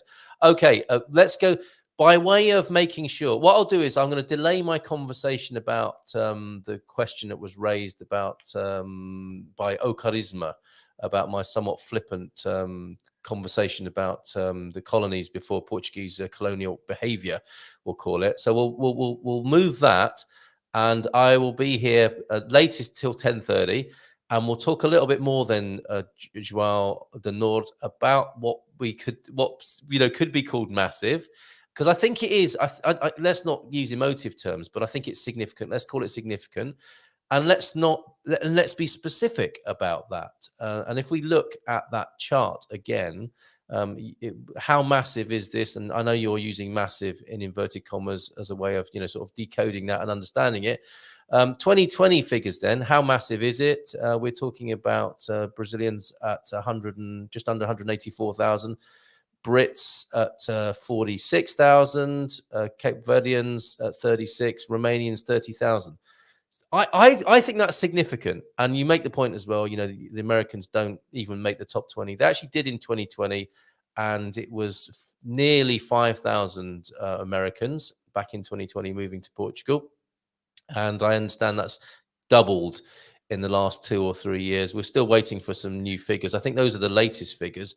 And you can see, can't you? Americans are perhaps the most obviously introspective and verbal about their impact. And that's why we get this skewed sense of concern, I think. About it's also interesting to look at the total number. Right? Yes. Because when we break it down to place by place, it reduces it, obviously. But if you say influx of immigrants, you're talking about every single one of those numbers. I don't know what that total is. But yes, that's going to be significant as a total. Yes, but even the Brazilians at what is that 180? That's 184,000. Well, let's start there. Let's begin our conversation about our Brazilian colleagues, neighbours, expats, immigrants, foreigners. And sorry if this is a bit basic for some people, but I think it's quite a useful context. And this is probably what I'll do as a profile for all of our fellow immigrants coming into Portugal as subsections of the Portugal Immigrant Network on the website. Brazil, officially the Federative Republic of Brazil, as its official title, is the largest country in South America and in Latin America. Brazil is the world's 5th largest country by area and the 7th most populous. Its capital is Brasilia, and its most populous city is Sao Paulo. The federation is composed of the union of 26 states and the federal district. It is the only country in the Americas to have Portuguese, there you go, as an official language. It is one of the most multicultural and ethnically diverse nations due to over a century of mass migration from around the world. The most populous Roman Catholic majority country, as a little bit of an introduction to Brazil from Wikipedia there. One news item that I found is from America's Quarterly. And I don't want to just read loads of statistics. I do want to have a conversation, and that is the beginning of this, okay? And there are some links to the Wikipedia entries for Brazilians in Portugal, Brazil-Portugal relations. And obviously, this is a rich theme and lots under the surface when you look. The Brazilian community in Portugal, there's a link to that, and a very interesting article which we might have a look at is why, where, and what kind of houses are Brazilians buying in Portugal. From this article from America's Quarterly, then in 2021, a staggering 17% of Brazilians who traveled abroad did not return, a record high. So that tells you something about Brazilian migration generally. The number of Brazilians legally residing in Portugal, for example, recently reached a new record of 250,000. And now, that's an important distinction, is legally residing. I know in the United States, there's a lot of emphasis on people being illegal or undocumented. From what I hear, there are many Brazilians that haven't gone through the process of being official residents. But that gets confusing because, as I understand it, they're invited and welcome. They can just come over here and be here. And I don't mean to be insensitive by saying they, but I'm just trying to make it as simple as possible. So then that gets even more difficult. It's like, okay, here's a group of 1,000 people from Brazil who arrive. Half of them have done the visa work or whatever's necessary to become official. The other half come because they say you can come anytime you want. So then how do you... My point mostly is how do you accumulate the statistics? Because those numbers are important. What do they mean? Again, what do the numbers mean is another question in an intelligent conversation. Yes. Well, that's right. You know, number of Brazilians, that's not even the number that's on the screen, the 180,000. That's not even 2% of the entire population of the country. So now we're talking, what is massive? How many immigrants does it take to impact a country, right? You know, 2%, not, it's less than 2%. So, you know, Americans. Another way of looking at this, James, at this point is if someone says to you, it's like if a Portuguese person says to you, I think this is a massive amount of people coming into the country.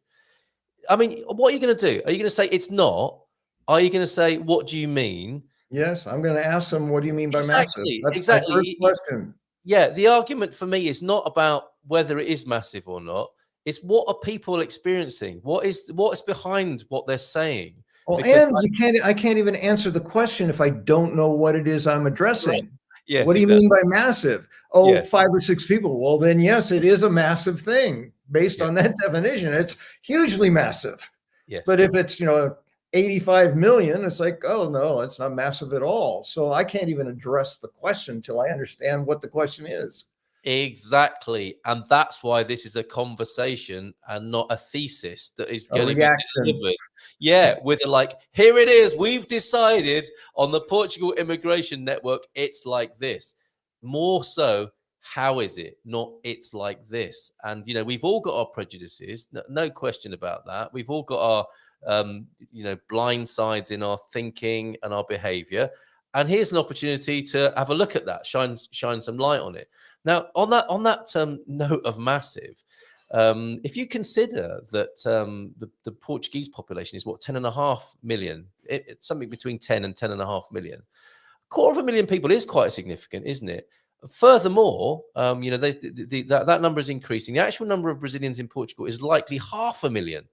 It says here in this particular article anyway, including those who live there illegally and the thousands of Brazilians who also hold European passports and don't register as Brazilians. They would appear as other kinds of Europeans, which I guess we should also say something about the limitations of nationality, right? Because some people are dual nationals. Some people think, well, why are we fighting over boundaries and flags anyway? And your T-shirt, your famous T-shirt, I live here. You are here. That's right. And we can take it all too seriously. But, you know, there's a balance to be struck, isn't there? You can take it too seriously, or you can not look at it at all. And you can find out something really helpful somewhere in the middle, I think, you know, in between the extremes. So, well, one of the questions that pops up for me is, once I'm clear on what the numbers are and what percentage they represent, yeah, because I know nothing about immigration. I know nothing about the impact of numbers of people on the workings of the nation that they're now occupying. right. So I would want to know that. Like, so it is 500,000 people significant in a population of 10 million in Portugal. Yes. Is that a significant number? I believe it probably is. So then what are the potential impacts of that kind of a number on the country? I need to know those things before I could have an intelligent conversation about what we need to do about it. And your experience will be different wherever you go, right? So if you live in the countryside like Pete Bleach, and there's that nice Dutch couple down the road, and there are some really nice Brazilians you met in the village, that's very different, isn't it, to living in a Lisbon, neighborhood, where it will be very different indeed, of course. Yes. So, notwithstanding all these kind of gray areas and nuances, I think there are some very interesting things that are coming up already in our conversation here, including what is weird to me. Oh, Stephen, actually, thank you for doing the math. 600,000 then of that's just the top 20, by the way. What's weird to me is how so many immigrants crave the authentic Portugal, yet fundamentally each year the influx is diluting the authenticity. It's scary. What can you do about that? That is how migration works, isn't it? And human beings have been one of the things I heard, James, on this YouTube video I watched last night. It's very academic, but was the fallacy of modernity when it came to migration. And they had this, I think academics who work in migration had this realization that just because they started measuring migration since the Industrial Revolution, that doesn't mean that's when it actually began. And we do have this idea, don't we, that people started moving about for work and so on after the Industrial Revolution. I honestly believe, again, because I trust science, that migration started as soon as we got upright and started walking. Yes, that even was the before first that. But if you want to talk bipedal humanoid type person, once we got feet and started walking, that's when we started migrating. So and then it got turbocharged, didn't it, with the first family argument? Right, I'm not staying around here. I'm out of here. Eat my dust, and thus began the first personal migration. Dad, you always think you know everything. I'm leaving. That's right. You know everything. You go and start your own house. You under my house. It's under my Celtic thatch roof. It's my rules. Okay, I'm out of here. I'll go build a thatch house of my own. That's right. There you go. Migration, pre-modernity, right there. So good point, Doug. And there's nothing you can do about that, is there? Except kind of as an individual, move to where your personal tastes are best suited, perhaps. Well, and again, you're talking about perspective and point of view. I mean, you could say we're diluting the culture, or you could say the world is evolving into something different, and 100 years from now, it's not going to look the same as it does. Not, is it? And we can also actively preserve the things we like. Yes. As part if something's important, then we hang on to it. And I think the Portuguese are great with that. They have many, many very old traditions that they just keep alive. It takes mindfulness. It comes back to mindfulness. Which bits do you want to keep? Which bits do you want to get rid of? And it takes a mindful look at those to make the decisions, right? Well, people deciding, I mean, not even necessarily discussing it, it's just assuming we're going to have this festival because we've always had it and it's important. And when it stops being that important, then it will fade away into something or nothing, something else or nothing. Yeah. Isn't it funny? It's all relative. It sounds like an Einstein quote, doesn't it? That's James, a fact. When your income tax goes up by 2%, you notice it. When your temperature goes up by 2%, you're down. So yeah, it's not the size of the percentage. I'm just curious how much the percentage needs to be to start having that kind of an impact. Yeah. Joel Denault says 600,000 is 20% of the entire population.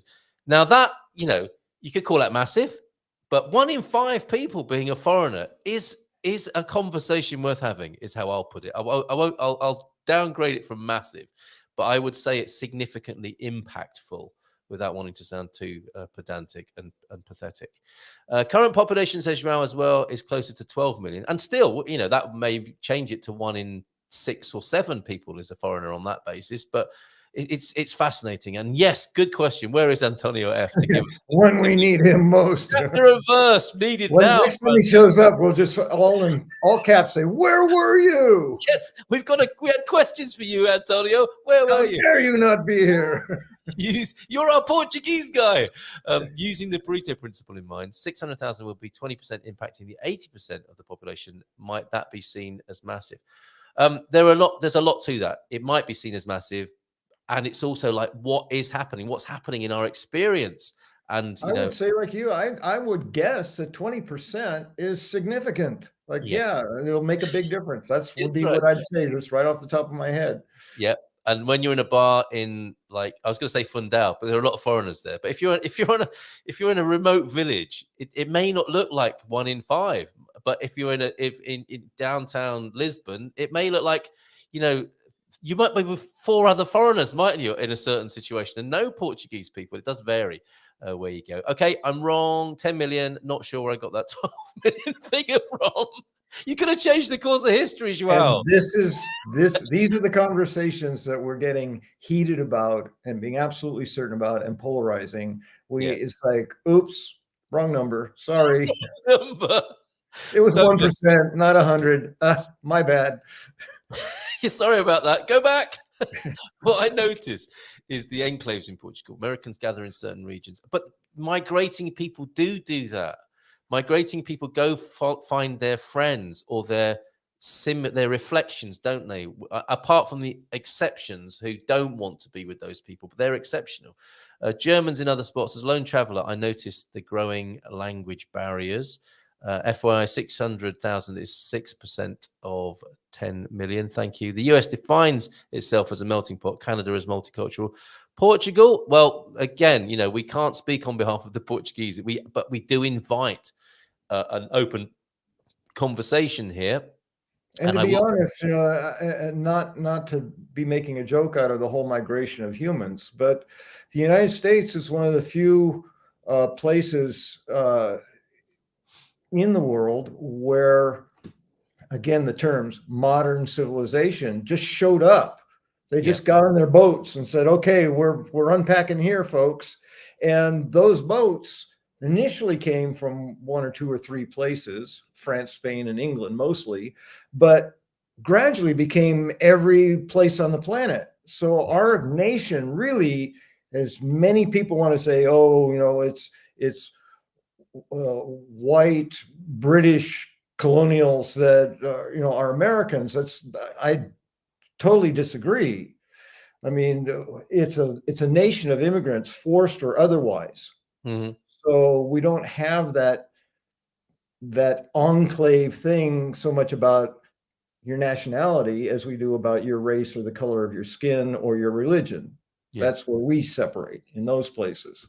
And there are some really sort of poignant parts to this as well. When I was cycling over to get my car on Saturday morning, I drove past what is a massive, like, strawberry plantation, basically, on the edge of San Martino de Porto.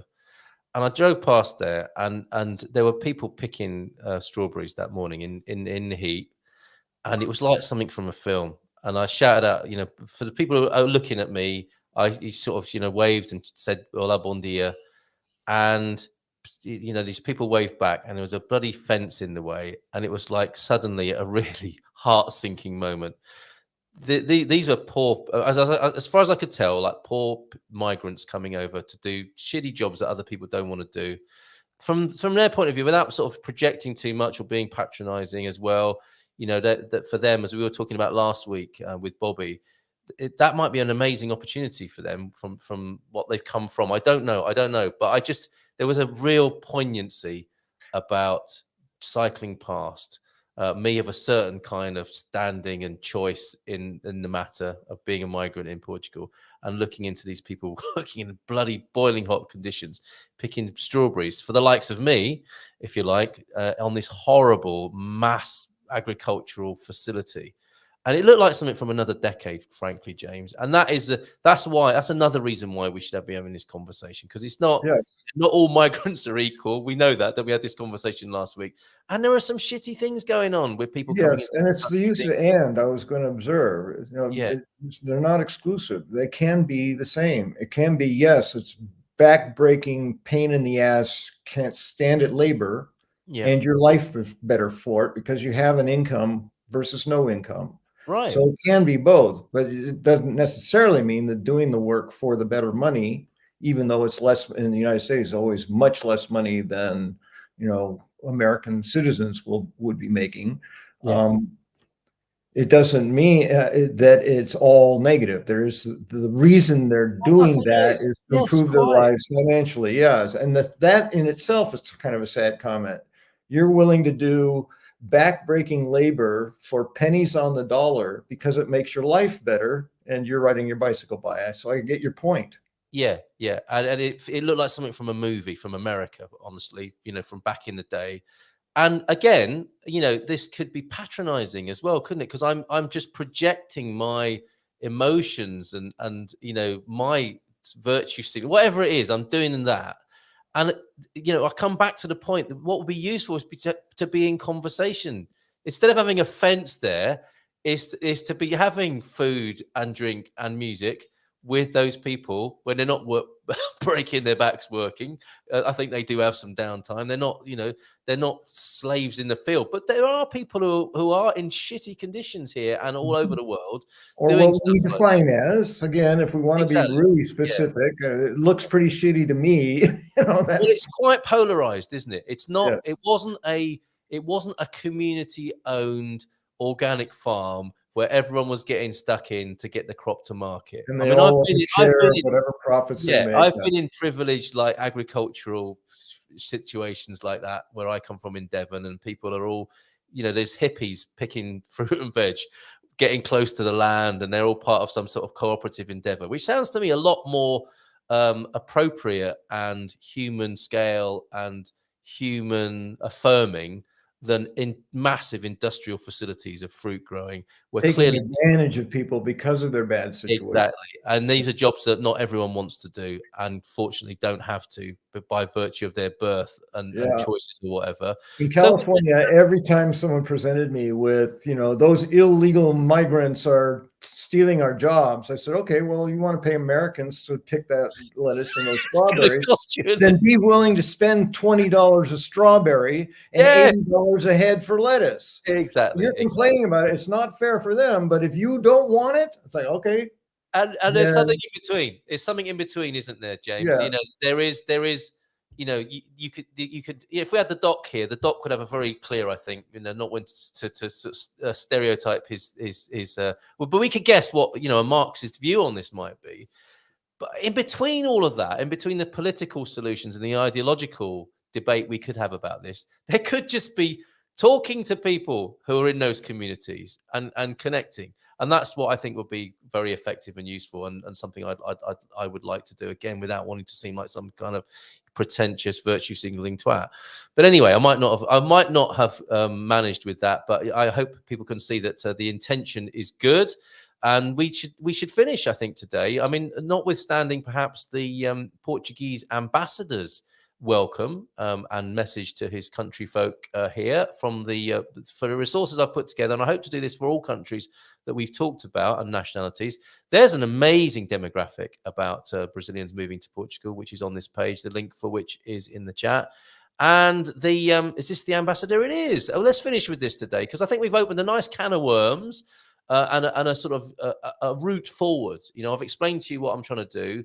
I'd love to do this for as many possible nationalities, and of course, instead of a British guy and an American guy talking about Brazilians, how about we have some Brazilian people here talking to us about it? And I always want to add and Portuguese, and Portuguese, of course, because the Brazilians are having an impact on the Portuguese as well, right? Yes. So it's not one or the it involves all of them, and I think everyone, as you said, not about you, but with you, or whatever you said, that it's like, yes, that's the important piece. Because I know personally some Portuguese whose situations are being significantly challenged just by the fact the president invited all these Brazilians to come over. Yes.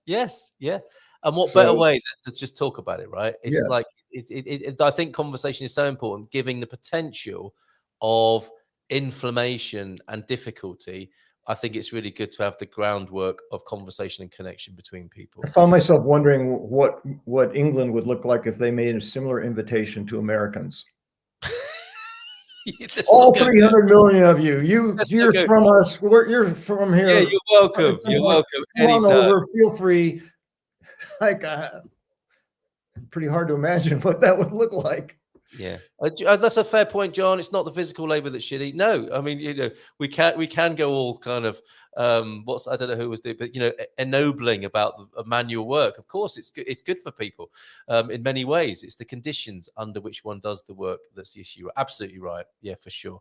And like I said, I'm not always going to get this right, but I am bold enough to begin a conversation about it, and I won't stop. So this will be interesting, I think, James, to hear how the various ambassadors of the different countries that we might talk about talk to their countrymen and women. It is with great satisfaction that I welcome all Portuguese citizens residing in Brazil, as well as all Portuguese citizens residing in Brazil, as well as all those who visit the page of the Embassy of Portugal and who accompany us on our social networks. I hope that the contents presented are useful, help to better know Portugal, and contribute to strengthen the relationship between Brazil and Portugal. Through this page and the social networks, the Embassy wants to be closer to the community and users of consular services or other services, providing in particular information of a consular nature, and hoping to be able to welcome suggestions and proposals which could contribute to a continuous improvement of the public services which we are keenly seeking to provide to all citizens, institutions, and organizations that come to us. You'll find here up-to-date content and all nationalities. Actually, the links on here are really good on the Brazilian embassy website, on the activities we carry out on a daily basis, but also suggestions and guidelines on how other Portuguese institutions, organizations, and public services, both in Portugal and abroad, information agencies, cultural institutions, academic and sports associations of the Portuguese community in Brazil, and other entities that seem equally relevant to us. I'm very grateful for the interest shown in the consultation of this information space, and I hope you continue to visit us with curiosity, interest, and regularity. Please do not hesitate to contact us whenever you need any additional information, and do not hesitate to submit any suggestions and recommendations that you consider relevant and that may contribute to the improvement of the services we provide here. And that's Jorge Cabral, the ambassador of Portugal in Brazil there. So that's the I beg your pardon, that's the Portuguese ambassador, isn't it? In Brazil there. So I might have got completely the wrong end of the stick here, but I think the sentiments are useful and valuable here. I thought that was the Brazilian ambassador talking to his Brazilian counterparts. Well, the elements of inclusion are important. They're all in there. You would hope they would say that, right?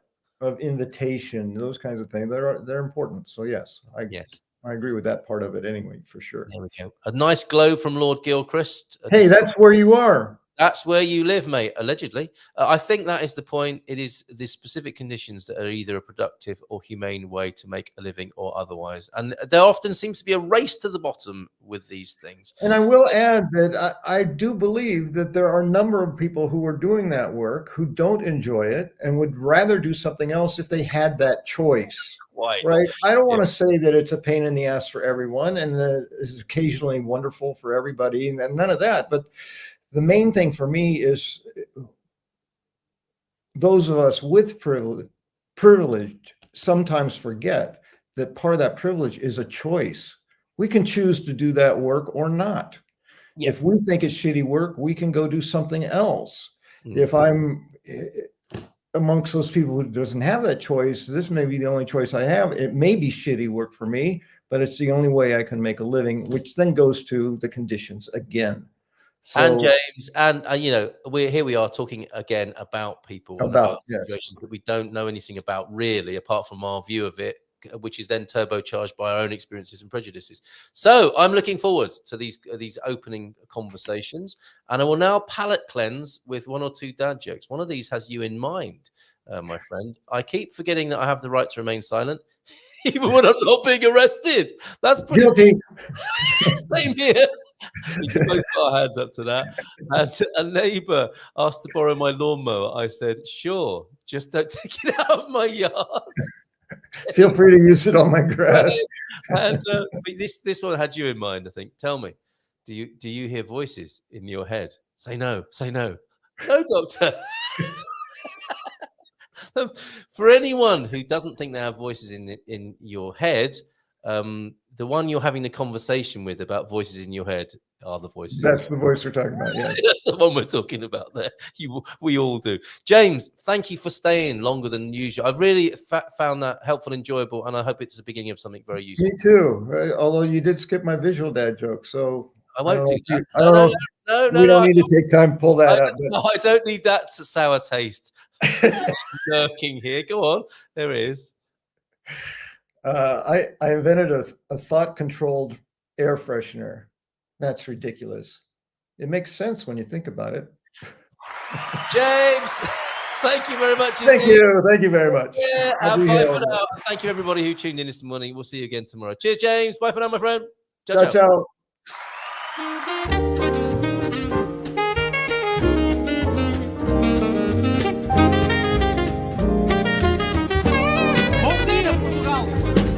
In Portugal, there's a YouTube show full of fun facts you need to know. Carl rings the bell and the members show to the GMP morning show. Featured guests will come and they will blow your mind. The audience will do so in kind.